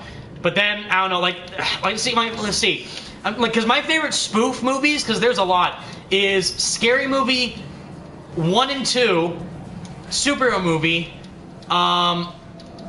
disaster movie and epic movie are just so bad, but they're kind of like weird bad, but not like they're actually just bad movies, because like some of them aren't funny, but like in a way like they tried their best. It's just like I can't believe they got away with doing stuff like that back in the day. Because right now, if they were to make a movie like that nowadays, I can easily see it getting canceled or something. because people are so triggered about everything. But like epic movie, disaster movie, the Starving Games, which was a Hunger Games spoof, and there was another one, I think. Oh yeah, Meet the Spartans, which was the 300 spoof, which, holy crap, that movie was terrible, but it was so funny with the rap battle sequence. I don't even know. Oh god! Instead of like, you know, they have the battle with like what was it, the Persians, right? And their king is like the main guy that they have to fight against. So instead of doing that, they just have like a giant like Transformers-esque rap battle amongst them, like in the crew, like and then they had like a weird spoof version of like Britney Spears or something, because she was really a hot topic at the time for controversy. Like, oh my god, it's just crazy. God, and there was one more, I forget. I know it's hated. I actually really love Scary Movie 4. I don't know why people hate it, because I think it's just like the last good one I think was 3. 5 is god awful. Like Scary Movie 5 is terrible, but Scary Movie 4, I don't know why. Scary Movie 4 is just like so bad that it's actually funny. And I know, my god, what's the other one? A Haunted House with the Marlon Wayans, the Wayans brothers, yes, I think. I love that movie. That one is hilarious. I love that one. The second one is not that good. The first one I actually think is really funny. Agreed. Someone in the chat says, imagine if Dragonfly sequel is a Spider-Man 2. Wait, what about Spider-Man 2? If Dragonfly was a Spider-Man 2, what? Ghosty is breaking up a bit there. Let me see. Go back in the chat really quick. Evan, do you think Spider-Man 2 will be co-op? From Adam Whalen. You know what? Yes. Because Brian Intihar himself and Ted Price, the GOATs themselves, literally did a press conference after Spider-Man PS4 came out during DICE, the Developer International Conference of Entertainment, I think. And they were at a convention there talking about the game. Well, actually not talking about Spider-Man. They were talking about co-op games and how to make them fun. Now, granted, they did have a co-op element in Sunset Overdrive, which was another game that they worked on previously at Insomniac. So it's like, oh, well, they have experience with co-op, so they want to kind of reflect upon that for this little developer chat. Like, okay, but they did this conference right after they released Spider-Man PS4, and there's even videos on my channel talking about this where they were teasing stuff for the sequel, like saying that the story is going to be a bit more mature and possibly darker. Like, they said this, not saying, oh, Spider-Man 2 is going to be darker, but they said, oh, we've learned from the narrative of the first game. Now, granted, this was also before Miles came out, but they're pretty much talking in broad strokes about the future of Peter's story, and they're saying stuff in those interviews about, like, oh, well, the narrative is going to be a bit more enriching and a lot more, thorough in terms of kind of fleshing out characters on even deeper level. So it's going to be more character-driven, more mature, more dark thematically, which I'm totally down for, especially if we're dealing with a character like Venom and Green Goblin and the symbiote, of course. And again, co-op. They brought up co-op as an element of gameplay, which can be fun for utilizing in different game formats. And granted, Miles Morales was a spin-off game, again, so Miles and his own game was a single-player experience. It wasn't a full-on sequel, right?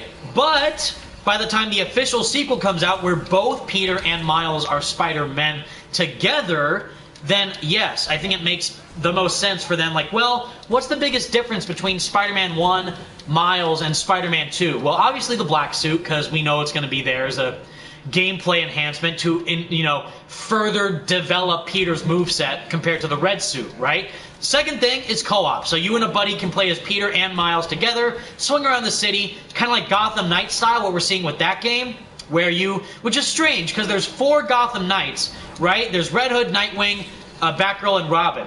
But it's only 2-player co-op, so you can't do it with 4 players on screen at the same time. It's only going to be 2-player co-op and exploring Gotham City. So I think that's exactly the same type of... And it's not live service. Again, Gotham Knights is not a live service game. So I think that's exactly the same type of direction that Spider-Man 2 is going to go. And honestly, that is exactly what they need. They need to have an element of the game that differentiates it more from the first game and Miles, which are both single-player oriented experiences, focusing on Peter and Miles, and I guess to an extent Mary Jane, since you play as her in the first game, I actually, again, am like probably one of the few people who do not mind those sequences, because first off, that's something that we've never seen in a Spider-Man game before, is playing as Mary Jane, and second off, it really gives you more of a time to slow down, appreciate the action that you dive into as Spider-Man, and see the characters from a personal perspective. Like, who is Peter Parker? Who is Mary Jane? Who is Miles Morales? And I know it's probably like, oh, it's really slow to walk through this museum, and you don't do anything, it's really lame, and oh god, Mary Jane's the worst character.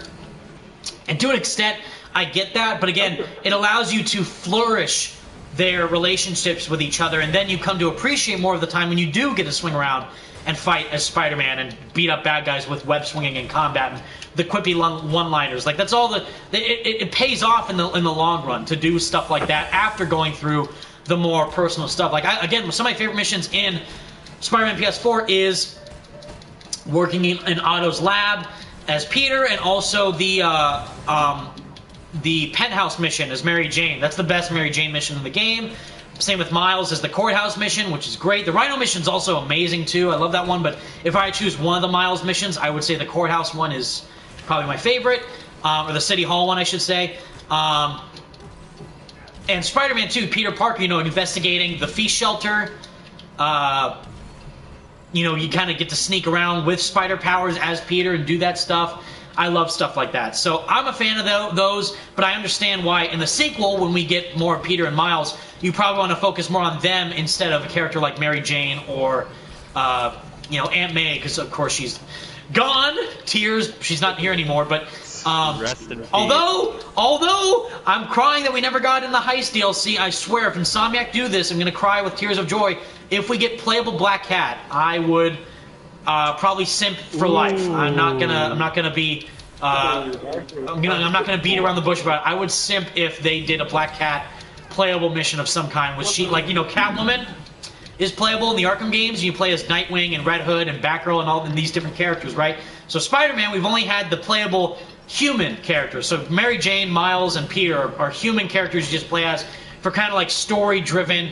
Cinematic sequences, but for playing like combat movesets, right, there's only Peter and Miles as Spider-Man. You don't get to play as Black Cat or Wraith, which is a rumor, or, you know, they're claiming it. This is a big leak for Spider-Man 2. I'm like, no, it's not. There's literally no factual evidence or indication of that happening whatsoever, where they're indicating that Wraith, you know, or Yuri Watanabe as Wraith is going to be a playable character. And I'm saying, I don't think so. It would be cool, but I think she's a bit too hardcore for them to play as a playable character. Like she's kind of like, you know, like Punisher in a little bit, you know. So I would say instead of playing as her, I think we'll fight her in a boss fight with Peter, not Miles, because she has more of a connection to Peter than Miles. And then if they want to bring back Black Cat, then please do and make her playable. Or massive shock if they want to go this way, Ultimate Spider-Man style, play as Venom.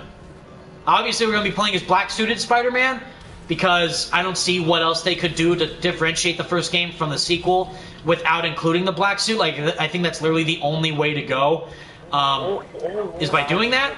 And also, if you want to go even further, like, you have the connection with Harry from the first game with the, Peter and Mary Jane and Norman as well. We know he's sick. We know what's going on. We know that the symbiote, whatever it is, whether it's like the Ultimate Spider-Man type of symbiote where it's like a man-made substance, or if it's the alien symbiote where it's a creature, we don't know about that yet, but it's clearly trying to affect Harry in a way, and he's most likely going to potentially turn into Venom at some point in the story, and you have to fight him as Peter, and then he gets the black suit in some way, which I would love. Then, if we end up fighting him as black-suited Spider-Man, and then fight Miles as black-suited Spider-Man, that whole theory that people are having right now, I would love that. But, even more, double down, play as Venom himself, I would cry. I would be like this, because imagining that on the PS5, because even though it's not confirmed now, I think we can all guarantee that Spider-Man 2 is going to be a PS5 exclusive. Rip to me, since I don't have a PS5, but I'm saying more power to them, because then that way they can make the best experience possible with making it a next-gen only game, which would be like Rift Apart, you know, what we're seeing with Ratchet & Clank, which I love what they're doing with that, based on the footage we've seen of it, and if they do the same thing with Spider-Man 2, that's great. So, imagining PS5, haptic feedback, symbiote aesthetic, trigger, you know, tendrils bursting out, symbiote flowing through the controller, all that crazy stuff. Yes, yes, yes, yes, I need that. It's going to be incredible, and I can't wait. However, again, I know I'm a broken record, but I need to make sure that the story is well portrayed for Peter's character, and I really hope Ben Jordan can deliver that once they remodel his performance for the sequel from the ground up. Because the reason why Ben Jordan looks better in Miles Morales instead of Marvel Spider-Man Remastered on the PS5 is because those scenes were intended for John and his character, right? Because they started with Yuri, they developed his motion capture when he was acting on stage, and then they got John initially and developed his overall character model to base it off of Yuri's performance. And that's where they started. And then the problem with Ben getting him in the remaster is that they had to rework all those scenes that were initially intended for John's model with a newer model, which is why it looks a bit more natural when it's in Miles, even though it's only in the beginning of the game where they're talking on the roof, and then, you know, they're like the Spider-Man oath, right? Like that whole scene. He looks a bit better, a bit more polished, and a bit more fleshed out in terms of age, in terms of fitting it in that certain requirement for a 24-year-old Spider-Man who's been like that for 9 years. That makes sense in that game to a degree, but in the remaster it looks very off-putting in some scenes, especially the main scene we saw with the trailer of Doc Ock and the lab with the tentacles. You know, he's like, you know, it's time to show them what we've done. No, that's not where he's like, he shows the tentacles firsthand. Well, that is the scene, but that comes after that scene where we saw. You know what I'm talking about. The scene where he sees the tentacles for the first time, that scene in the trailer is still the exact same in the final remaster, and that's probably the worst the model looks in the remaster from what I've seen. In the best sequences, he looks great in the fee shelter scene where he's talking to Martin Lee, where he's like, "Hey Peter, did you find what you're looking for?" And he's kind of like staring at him in kind of like a distasteful manner because he knows he's Mr. Negative. He's like, "Let me get that for you, man." He's like, "But the bombers are still out there. Who knows what they plan next?" He looks good. There, he looks good. In my opinion, he does not look good in the final scene. I do appreciate the added texture of the tears because that gives it a bit more emotional levity. But the emotion itself, I don't think, in my opinion, I need to play it for myself, so I can't give a full proper judgment, but it doesn't give as much reaction and emotional connection as what I saw with John's model in the first time playing it, especially with the Doc Ock scene where he's like, you know, you were everything I wanted to be, you know, like, you know, all that, like, no, it doesn't hit the same for me. So in the sequel, my whole point what I'm trying to get at is the sequel, they won't have to worry about that because they're working with Ben from the ground up, just like Miles Morales. So when we get those scenes of Peter struggling with the black suit, with him probably crying out in pain, trying to remove it, with him trying to not hurt Miles, and maybe there might be like a Spider-Man 3 situation where he hurts Mary Jane by accident, you know, by just instinct because the symbiote's influencing him.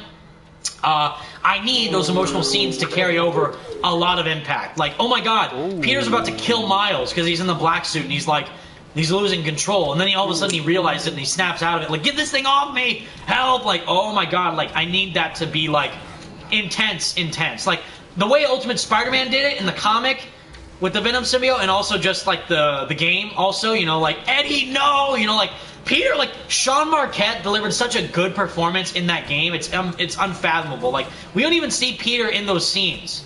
You know, we just see Spider-Man and him fighting Venom and doing those crazy boss battle sequences. But then whenever he gets, like, you know, whenever Venom eats him, or he's absorbing him in the symbiote, he's like, Eddie, like my head, it's killing me, no! Like, oh my god, like, it's so, like, you feel like, oh my god, I gotta get this guy out of here now, because it's, like, super, you know, like, oh my god, he's gonna die. Like, so it's really, you know, intense with those sequences. So I need to see that same amount of levity and intensity when it comes to Peter and his interactions with this version of the symbiote. We don't know exactly how it's going to operate, but I want those same type of moments for Peter's inclusion for the sequel with the symbiote, the black suit, and stuff like that. And again, there could be a thing like Miles gets it instead of Peter, which would be cool, but I want to see Peter get it instead. Maybe they could both get it, who knows, but I mainly want, if I had to choose Peter and Miles to get the black suit, I, of course, want Peter to get the black suit. But yeah, if we get both, that's great too.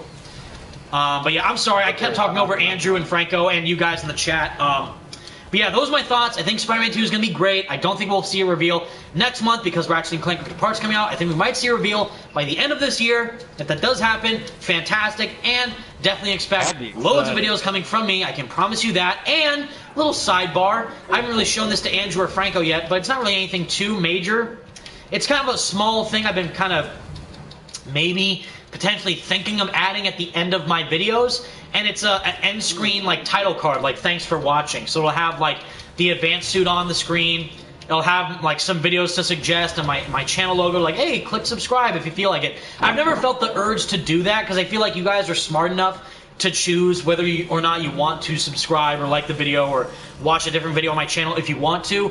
But I guess it helps with videos gaining traction. The algorithm is so strange nowadays that people may not remember to like a video, or they might not even see the possibility of another video to watch on the channel. So I thought, I guess it can't hurt to do that. So once we do start doing more Spider-Man videos for the sequel, or even No Way Home, when that gets a trailer, for example, and I react to it, then by the end of each video, I'll include an end screen title card saying thanks for watching, putting in some recommended videos for you guys to watch, and then my channel logo to click subscribe if you want to. Because I thought, why not? It's just part of the job at hand, so it's fine. Yeah. But Franco and Andrew and Ghosty, I'm sorry, but if you guys, do you have any thoughts on, mainly before, because obviously we all want to talk about Spider-Man 2, because that's obviously what anyone cares about. But to give this game a chance, since we're still playing it, did you guys play the event, the Red Room Takeover, or the challenge room stuff at all, or did you just kind of skip over it? I haven't played any of that, to be honest with you. See, that's why I was not even like, I probably shouldn't even ask this question because I already knew the answer. Like, no, I haven't done it. So, Andrew, you have not even touched it at all, right? Nope, not that's even once. hilarious. I've been busy just playing other games like, I don't know, Resident Evil, which is actually yeah. So I did not get Resident Evil 8 because I saved my money for the Mass Effect Legendary Edition, but apparently everyone likes it. Is it good? Well, the one I'm playing is the first one. I haven't played 8 yet, okay. But I will once I get around to it. Well, I'm playing for... really good. I heard that's really good. Yeah, I've heard it's really good. It seems like really scary. Because I spoiled the whole thing for myself because I'm not a big Resident Evil guy, so I saw the boss fights online. Like, that whole baby sequence, I'm like, no, oh god, no. But I'm like, at the back of my mind, I'm like, now I know Capcom is like trying their best to revive PT. You know, the Kojima Silent Hills game that got canceled, that whole creepy PT that was massive back in the day. That's exactly the type of vibe that I kind of get from these recent Resident Evil games. Resident Evil 7, Biohazard, and then Village just kind of look like, if they want to make a PT nowadays, then that's exactly what it seems like to me. But yeah, it seems very fun and scary if you're into that sort of thing. Which me, I'm a wuss. I can't. The scariest game that I played was probably Dead Space, and that's not even like a scary game. It's just like sci-fi horror. But Dead Space 2, I played the demo of it back when it first came out. I'm like, oh no. No, because those monsters scare the hell out of me for Dead Space. Oh, dude, I'm gonna tell you, Dead Space 1 and 2, so freaking good. Third game, yes. I mean, I enjoyed it kind of, but at the same time, I kind of had issues with it because I felt like it was not as good as the first two games due to how the game was handled. Right. I'm here waiting for them to. I'm waiting for them to remaster Dead Space 1, 2, and 3. But since the developer of Dead Space, got shut down, I'm like, who's gonna remaster those games now? Because, well, I mean, what was the name developer of Dead Space? I think it was Visceral Games. Right, Visceral are the developers of Dead Space. Oh wait, let's see. Hey Evan from Michael Courtney, my main man, who's always spending time in these streams like a boss. Thank you so much for tuning in, bro. He asks, hey Evan, can't believe I have to say this, but Tom Holland's Infinity War death has more emotion than Ben Jordan's... Let's see, I missed it again. Uh-oh. Oh, it's a message retracted. Oh, whoops. Well, I think I saw what you were trying to say there. Saying Tom Holland's death has more emotional impact than Ben Jordan's acting in the remaster. Agreed. At least in my opinion. I haven't seen the full game for myself, but I know Franco can probably attest otherwise. And also Jordan, Spidey Vigilante, and also Spidey fan for the win, who has a PS5. and I think my fellow Demetrius as well in the Spice Squad, they have PS5s, and they do. And also, no, well, Spice Skater Boy Josh does not have a PS5, but he does prefer the new model over John Bubniak. But I understand again, and I've said this before. Graphically, Ben Jordan is superior in every way. Like the textures on the hair, the eyes, the ray tracing effect, and the pupils and stuff, the spline tracing, what they say, so it gives them a more refined texture of that. The eyebrows and stuff, and the teeth, what they're talking about. Like, I get it. Yes, graphically, doesn't even hold a candle to John. Like, John looks great, but Ben superiorly is the most visually enhanced Peter we've seen on next gen, right? But aesthetically, that the problem is for the narrative at hand, where he's 8 years, 9 years into his career, 23, 24 years old, I don't get that sense of a matured, visually representative Spider-Man in his model. But again, like I've said, in the sequel, by the time maybe they have a time jump, maybe we can kind of retract that problem. Maybe that problem will be resolved at that point. Yeah, make him look older, because one of my biggest issues with the model from the remastered is that I know a lot of people bring up the hair. So young that he looks like a lot of people bring up like the hair looks graphically great, but they say that the hair should be longer, and I'm like, yeah, I kind of agree. Like, not like the edits that we've seen where they kind of like make it look like he's like, the edits that I've seen kind of make it look like he has Tony Stark's hair from Avengers, where he's older. He has the beard. I'm like, no, don't do that, please. But I'm like, yeah, if you, I don't know, kind of like not shaggier, but just a bit more unkempt, because he looks like too preppy in a sense with that kind of soft boy looking haircut. Whereas like John Bubniak, I felt almost a little bit biased. John Bubniak literally has my haircut when I have long hair. He has it all poofy and curled back and kind of like that fluff he has going on. I'm a little bit biased because that's literally my hair when it gets long. So I'm like, yes. That's my boy right there. But yeah, if they kind of, you know, refine and polish Peter's look, then I'll be fine. And again, if they, I'm willing to give Ben Jordan a chance. I'm sure by the time I play the remaster for myself, once I get a PS5, I'll feel more accustomed to it. But will I feel as connected to the character compared to John's version? I don't know, but I will wait and see until I can give a final judgment for myself. And I've also said this numerous times, but the moment that oh my god, I'm about to die. The moment that I get a PS5, I'm going to put out as much content as I possibly can muster. I'm going to do comparison videos, reviews. I'm even going to do a video which I have not seen anyone even do yet. I know what, well, I don't know if Franco, if I should, great! They can't even have him for like a live stream without a phone call ringing in the background. No, not even once. What was I going to say? Franco, I don't know if you want to iterate to the people in stream what you're working on personally right now, or you want to save that for a later announcement? Oh. Well, no, like you don't have to do it if you don't want to. I don't want to put you on the spot. Well, because I actually, as for my opinion about the oh, I guess Franco's not here. Oh, is he not here? Oh, I'm not sure. Maybe maybe he's away from Keith, but I won't say what Franco is working on a personal project, which I think you guys will very much appreciate, but and very much enjoy by the time he's done with getting it together. But what I was getting at is that I have not seen any video of like I've seen like comparison videos, like the PS4 face versus the PS5 face for Peter, but I've never seen like, is the remaster like worth the purchase of a PS5? Like, because I know all my viewers and you guys here watching, like, if you have a PS5, I'm sure you can attest to it as well if you like the remaster or not. But I would say, like, is the PS5 even worth getting just for Spider-Man, like for the remaster and Miles? Like, obviously by the time the sequel comes out, that's going to be a PS5 exclusive, so whenever that releases, you're obviously going to need a PS5 to play that game no matter what. But I'm saying for now at least, and the main character you care about is Spider-Man, would you recommend buying a PlayStation 5 and spending $500 to $400 simply for the remaster and for Miles Morales? And I would say I would answer that question in a video once I play through the games myself. Because remember, you got the 3D audio, DualSense features, 60 FPS, ray tracing, new character model, faster loading times. I'm sure there's something else.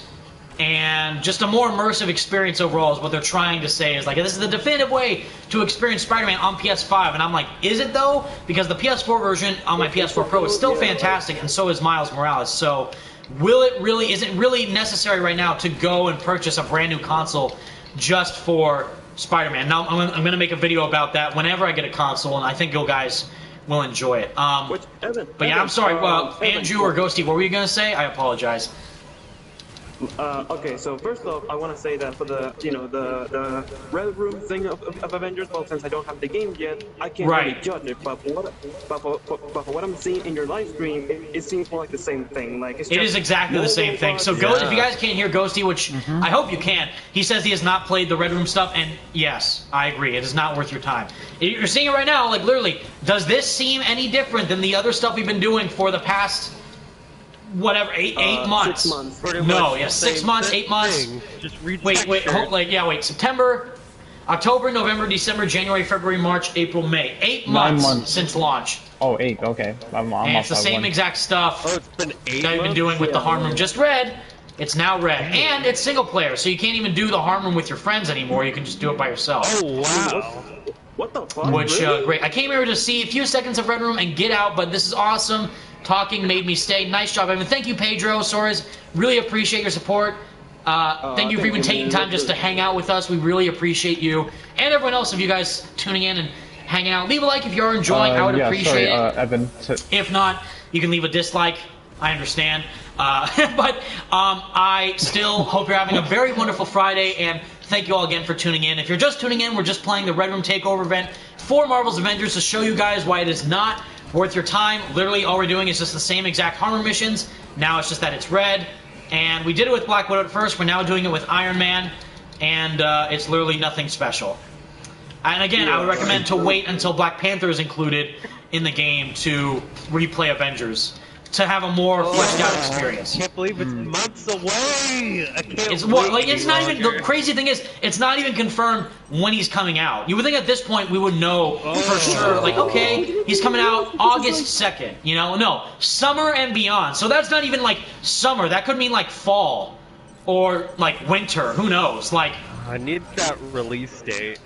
Yeah, so there's no like reassurance. Like, oh great, Black Panther's coming in 50 days or so. Oh, I have a reassurance that he's going to come out with a cool new skin and his campaign's going to rock and his mode's going to be fun. No, it's just more of the same stuff. So I am not a fan of that. I definitely think that it is concerning to see whether or not they can even live up to their current set dates, because we don't know for sure if they're going to be even able to hold on to those promises, because they've always kind of backpedaled on every other promise they've made so far. Like, oh, the game's coming out this day, and then these characters are going to come out this day, and every time they had to push them back because of developer issues, so...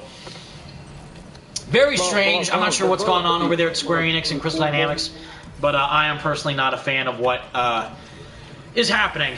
But if the game can be good with these delays, then fine. I guess it's a small price we have to pay for a better experience, but if it's more of the same stuff, like by the time Black Panther and Spider-Man release, then there's a problem. Podcast now revealed his face. Happa, great. Yeah, I know he says he's going to do a face reveal, and Podcast now is great. Go follow him and subscribe to him. I could have sworn he's already done a face reveal in another live stream a couple years back, during like something related to Horizon Zero Dawn or Death Stranding. I could have sworn he's already done a face reveal in the past. But yeah, Podcast now is great. Looks like he's live streaming now.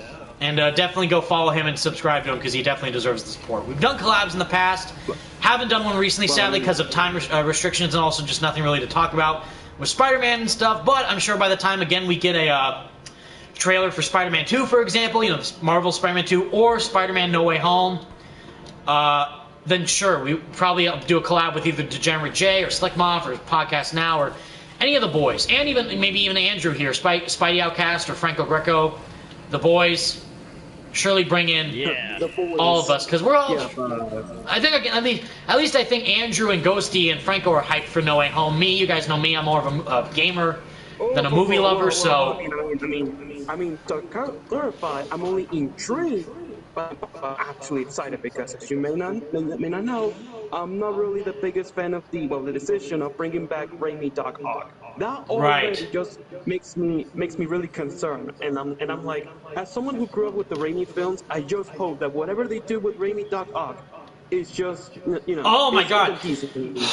I can't believe I forgot about that. Yeah, the whole Raimi Doc Ock situation with him coming back in No Way Home, which Andrew did a great video about, by the way. Go follow and subscribe to Spidey Outcast, who did a great video about the news with Raimi Doc Ock, Alfred Molina Doc Ock being the same Doc Ock from that movie coming back in No Way Home. So Ghosty, yeah, I feel you on that. If they botch his involvement in No Way Home, I'm leaving the theater.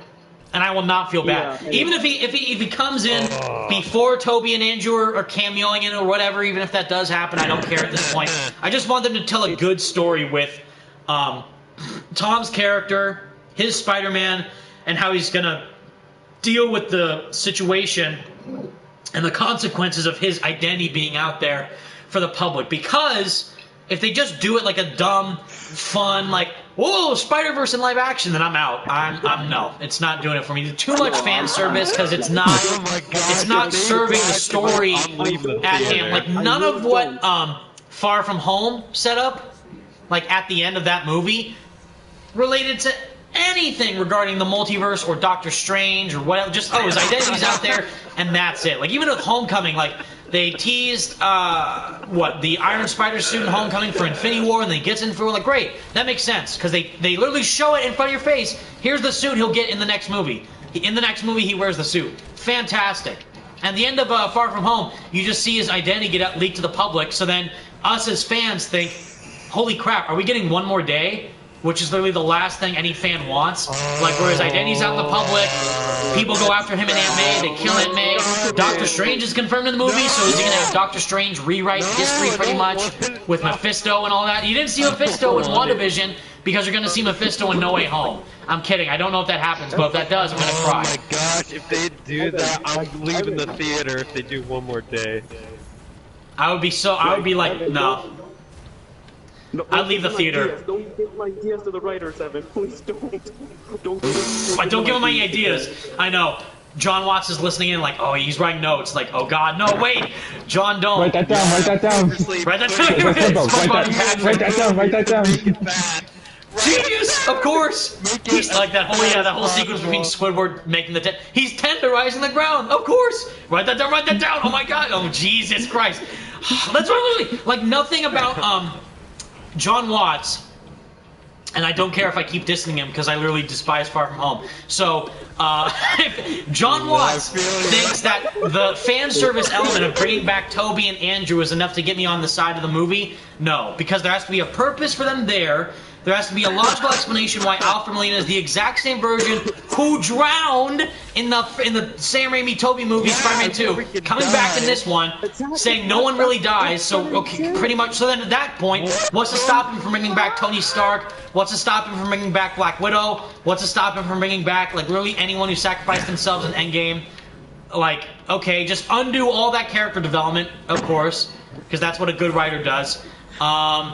And just make it irrelevant to the character's progression. So, I don't know. Honestly, Code of Comics, brilliant but lazy. Yes, exactly. Honestly, correct. I don't know what's Spider-Jonah, they better not screw this his character. Yeah, and that's what Andrew made a great point about in his video, which he broke down the news and as well. And Franco, I don't know, I think you might have been away from Keep for a second, but I was saying to people, you're working on something very special in your free time as a personal project, which I don't know if you want to reveal it here now or keep it secret, but by the time you are able to promote that, you know, what you're working on, definitely I'll make sure to share it to people so they can go and support you with it.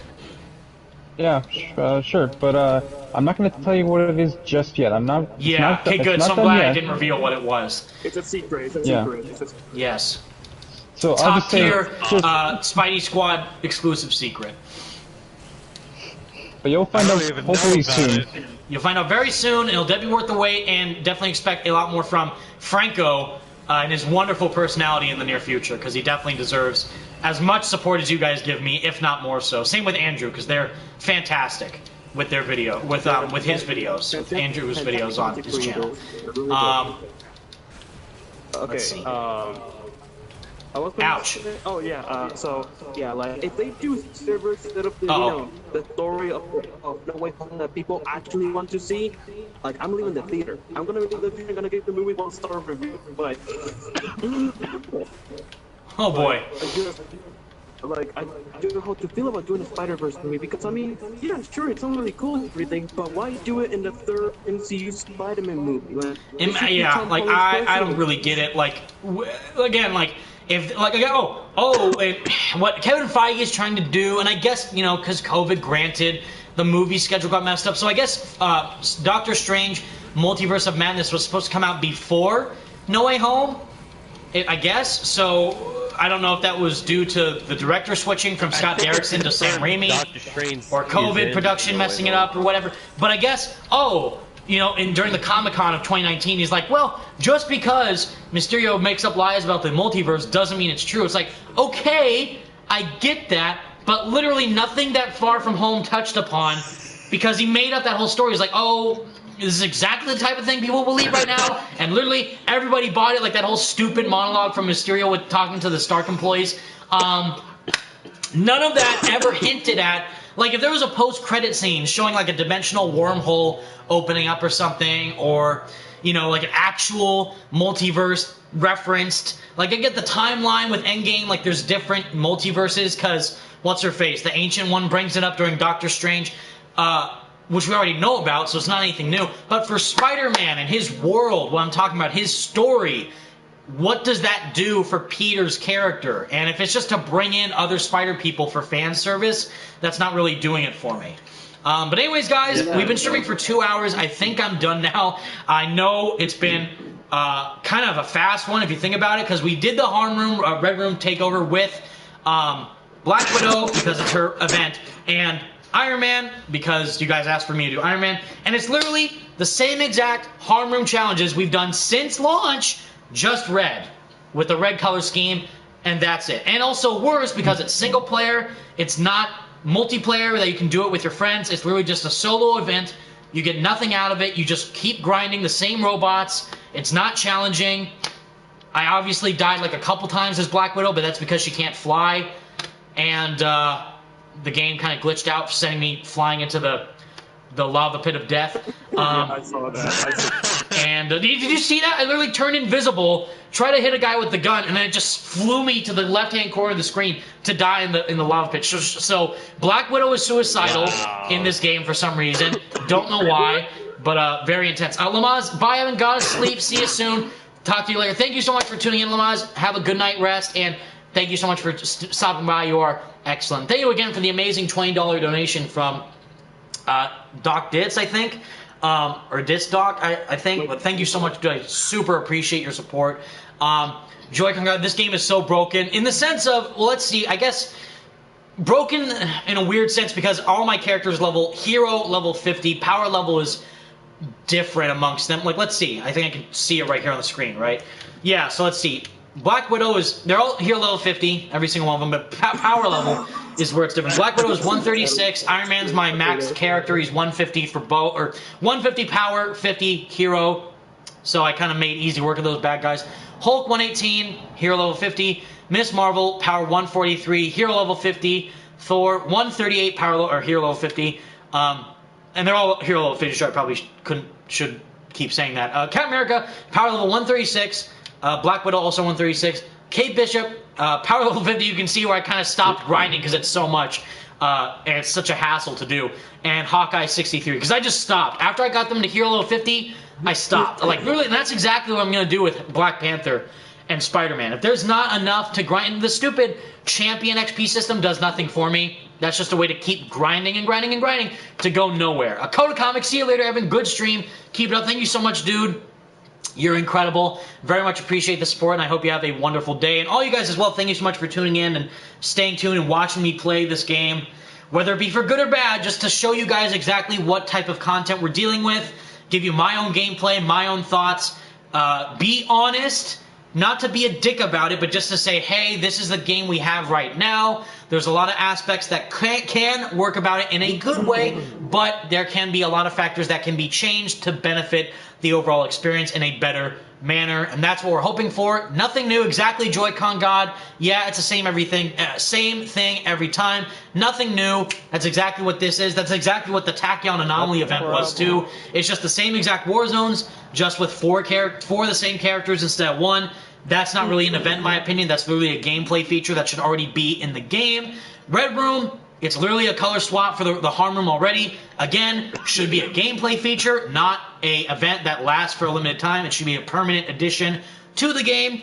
Next up, next month in June, we have the Cosmic Cube Monica Rappaccini villain sector. So that is actually going to be something new with a boss battle that is different from Maestro, who's pretty much Evil Hulk and Abomination and Taskmaster, which is pretty much pathetic that we only have 3 enemies to fight, 4 if you count MODOK, in a AAA Avengers game. Stupid. And little to no regions to explore in the Marvel Universe, like Asgard or Atlantis or a space station, which you can do in the little tiny drop zone missions, but not like a exploring space in its entirety, you know, like a scroll, a mothership or something crazy like that, you know, like the craziest thing that we have to look forward to is Wakandan threats. Is that claw minions? Is that, you know, more aimbots with a Wakandan color scheme on them or something? With vibranium instead Wakandan of whatever robots. it is that they're made of?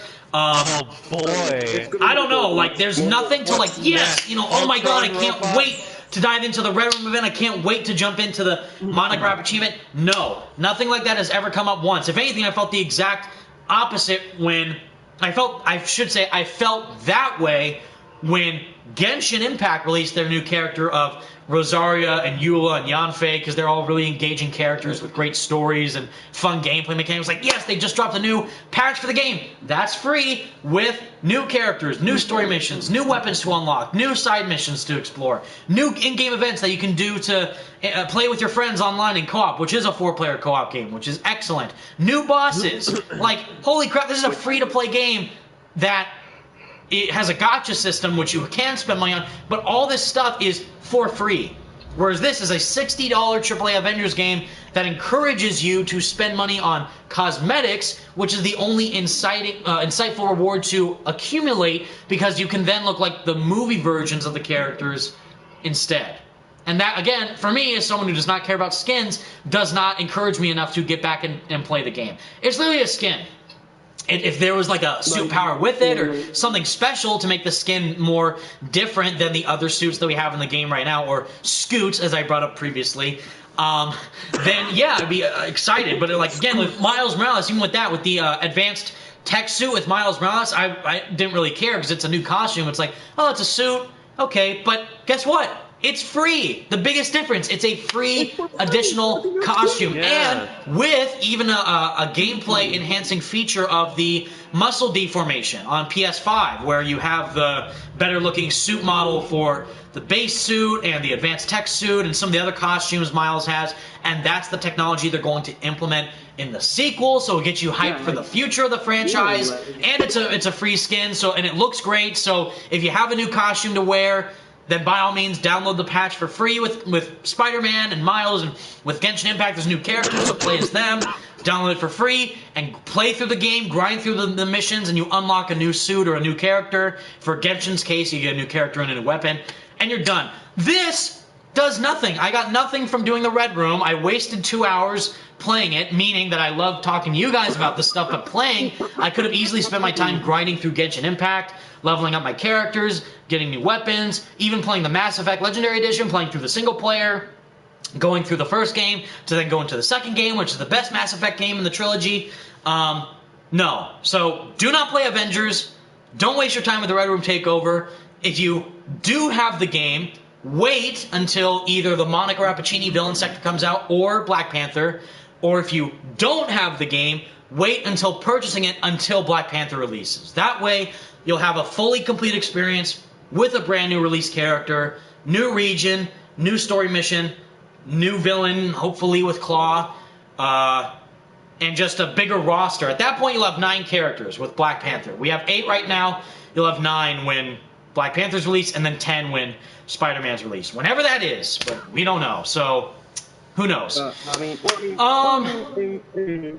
my case, since I don't have the game yet, you just wait until they release Black Panther and Flash, so then those characters are out. I can buy PS5 version because I've heard that's like the better version of the game to play with because it has like better frame rate, like better graphics. Yeah, and I think I brought it up.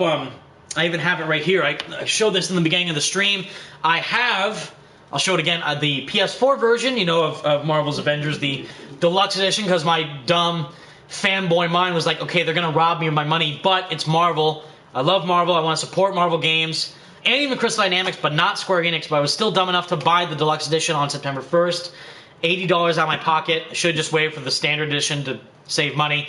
But I also got, even though I don't have the console, I got the PS5 version, which is going to be the most visually enhanced iteration of the game that you can play through currently on next gen. I guess if you have a PC, it'll look better on there regardless. But for consoles, mainly for the console spectrum, then get the PS5 version, which currently, shockingly enough, is only $30, which scares me because that tells me that not a lot of people are really invested in the game. The game is not selling well. The player base is dropping drastically. So what does Square Enix do? Well, it's a live service game, so they have to keep players invested in the game and get more people to buy the game. And in order to do that right now, they have to make the game cheaper.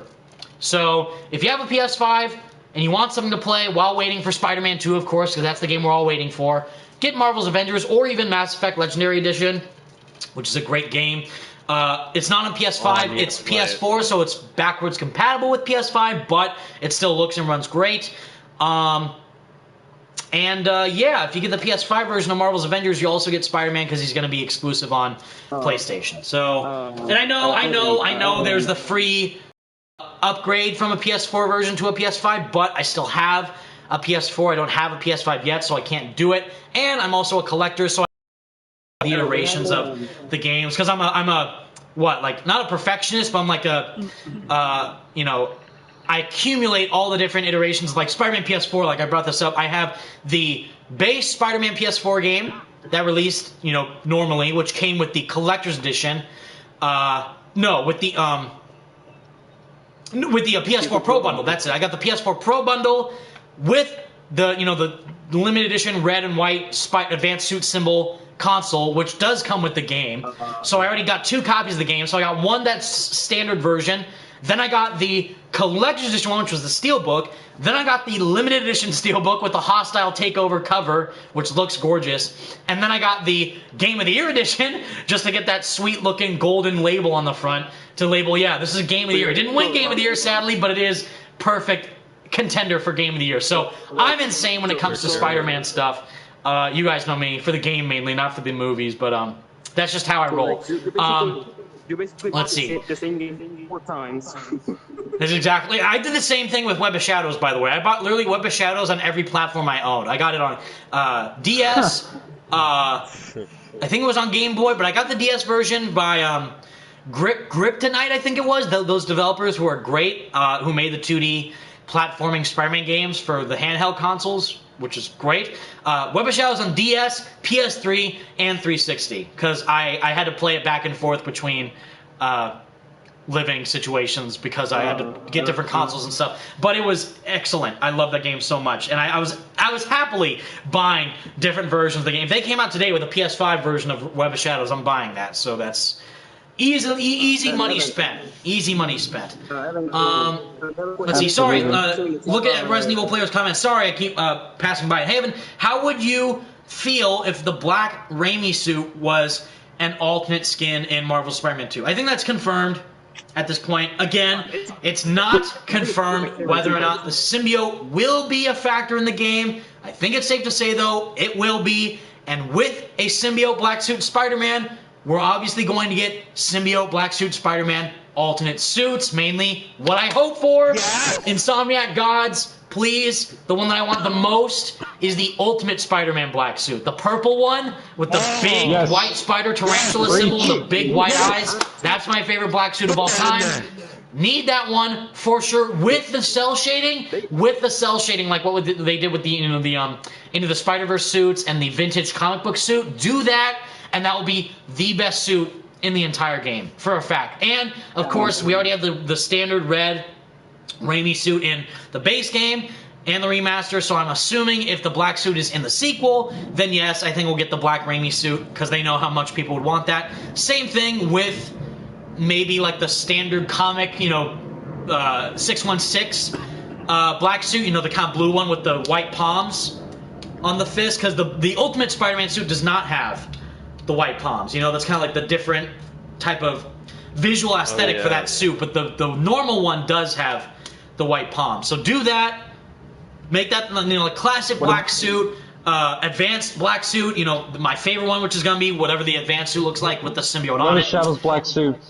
Need that one? Yes. Web of Shadows black suit. I would cry for that. Yes. Shadow Dimensions black suit. Yeah, that's the one. Andrew, the Shadow Dimensions black suit is the ultimate black suit, which is my favorite one. Which, by the way. The saddest part about Spider-Man PS4 compared to Ultimate Spider-Man is that you had to grind for hours, probably years, to find all those secret tokens. And once you 100% the game, you got the black suit as your reward. Like, that is the perfect reward. 100% complete. You did the combat tours. You got the collectibles. You got the secret tokens. You did the city crimes. Excellent. What do you get? Black suit. Yes. Perfect reward. Even though it doesn't do anything, it just looks amazing. Perfect. I'll swing around that game forever wearing that costume. Yeah, Spider-Man PS4. You get the undie suit. Major pain. So I can't beg Insomniac enough to do not do that again in Spider-Man PS4 sequel. Do instead, like, what should have been the 100% shoot should have been the anti-ox suit. The undie suit should have been given to you after you did that mission in the game with the scorpion poison. Then he gets in there like, oh, I think I took decontamination a little bit too far, and then he's in that suit. That should have been when you get that suit as a reward. But for the 100% for that game, it should have been the anti-ox suit, because that's close enough to a black suit as you can get in that game. But for the sequel, no undie suit, please. Just do 100%. You beat the game, everything, and you get, like, I don't know, a perfect looking black suit. Something like, not the advanced symbiote black suit. Maybe you could if you have to get rid of it in the game for the story. Maybe. But maybe you could do, like, another type of a black suit instead. Not the Raimi black suit, because that'll probably be like a DLC update, or maybe like a free patch, or maybe it'll already be in the game at launch, but who knows. But yeah, do that, and you'll have a lot of fans happy to 100% the game for sure. Let's see, Brian Engel. I wish they would have added puzzles to it, or have it where you would collect stuff and the rooms to open doors like Made you have to actually have. I'm not sure what you're talking about, but I think I get it. Brian Engel. Let's see. Bro. Do you mean like? Well, one feature that I do want in Spider-Man to come back, or the sequel or whatever, is actually from Insomniac themselves. Is the Insomniac Museum. If you guys have played the previous Ratchet and Clank games, I think it's also in Sunset Overdrive. They have like the bonus feature gallery. Like, look around. Here's concept art. Here's like previous cutscenes. Here's some special little collectibles you found, and it's the Insomniac Museum, what they labeled it in certain Ratchet and Clank games, and I think also Sunset Overdrive, and I think Resistance as well. But they don't have anything like that in Spider-Man PS4. They have the backpacks where you can look at our amazing logo, the Spidey Squad logo, and all the other amazing collectibles in the game. But they don't have, like, you can enter Peter's apartment, for example, and look at all of his little trinkets and stuff. Like, I kind of want that. I want to go inside Peter's apartment, look at his stuff, craft gadgets, switch suits inside. Like, you can do it on the fly outside in the city, which is fine. But, I don't know, give me more connection to Peter. Double down on the Peter gameplay. I want more of that. Bro, no idea how long it took to get him on this suit that's why I'm PS4. I literally have to get everything 100%. I'll get a suit that is Little Spider-Man on his own. Right. How creative you could be in the suit. And then in Miles Morales, they didn't actually fix it, but you actually get the Spider training suit if you complete the game and like you get and everything. But even that is still like I mean, guys, can you? Yeah, then because then they have like a lot to work with, and then they can expand upon it by the time they fully realize. Okay, this is what we did with the first game. This is what we did with Miles. We know what to do and what not to do for sure now. And then we'll enhance that even further. Oh, Brian was talking about the Red Room. Yeah, Red Room could have had more to do with it, like puzzles and stuff. Yeah, exactly. Not just a reskin harm room, which is all this is, and exactly what my title says. Don't waste your time with it. Anyways, guys, let's see. One more question from Dama Games. The Spider-Man sequel needs a director mode where you can add your own clips and arrange them and move the camera however you want. So like a, yeah, like a God cam, like freely move the camera to make your own cinematic-looking Spider-Man shots. Yeah, That'd be cool. Cam. I don't know if that's even possible. Like we have photo mode, but just I know what you mean. Like take the camera out of the cutscene and move it around cinematically to do whatever you want with it. That'd be interesting. I don't know if that's necessary. Really, like that's a feature I need that to happen. But I would think I would appreciate to see that. Brothers Web, hey Evan, Luke here. What's up, Luke? What's up, Brothers Web? Everyone go subscribe and follow Brothers Web. They're great. Excellent people. And fantastic suggestion from Brian. Or Evan. Who was that? That was, sorry, that was Dama Games. Great suggestion. Leo, we still don't have a story for Symbiote. In this universe, did Peter already wear the black suit when he took off to Oscorp, when they took the symbiote? No, because in this game's universe, he hasn't even fought Doc Ock yet. You know, he didn't even fight Otto Octavius as Dr. Octopus until we played that game. So I don't think he even knows what the symbiote is. He just knows Harry's sick, but he doesn't know that he's being kept in that tank with the symbiote on him. So that's what I'm the most intrigued about, and that's why I love this game so much, is because it's always something new. This isn't going to be the Venom we've seen in the Raimi movies or the comics or the previous games. It's going to be something totally different. Most likely what I hope is Harry with the symbiote instead of Eddie Brock. It's Harry Osborn with the symbiote, and I'm very excited to see what happens with that. But anyways, guys, that's it for the stream. We've been doing it for over 2 hours now. We did the harm room with Black Widow and Iron Man. Not worth the time. Massive pass for it for an event. Don't even bother. If you like the stream, though, please leave a like. I would very much appreciate it. Subscribe if you're new, and for more Avengers and Spider-Man content in the future. Definitely also follow to the best boys on here with Andrew, Spidey Outcast, and Franco Greco from the Spidey Squad. They definitely deserve your support. And Ghosty as well. I believe he's on Twitter and also has his own YouTube page, I think, or has a presence on YouTube. Definitely subscribe to them. They're fantastic. And I think that you guys are the best. Thank you, Evan, very much. You're like always an honor to be in your streams, and who knows, maybe if we have something big to talk about, whether it's like E3 or if they announce an Avengers, Spider-Man 2, whatever. And if you want to do a stream about it, then just tell us when, and then if we have the time and if we can, then we will do it for sure. Absolutely. I am ready.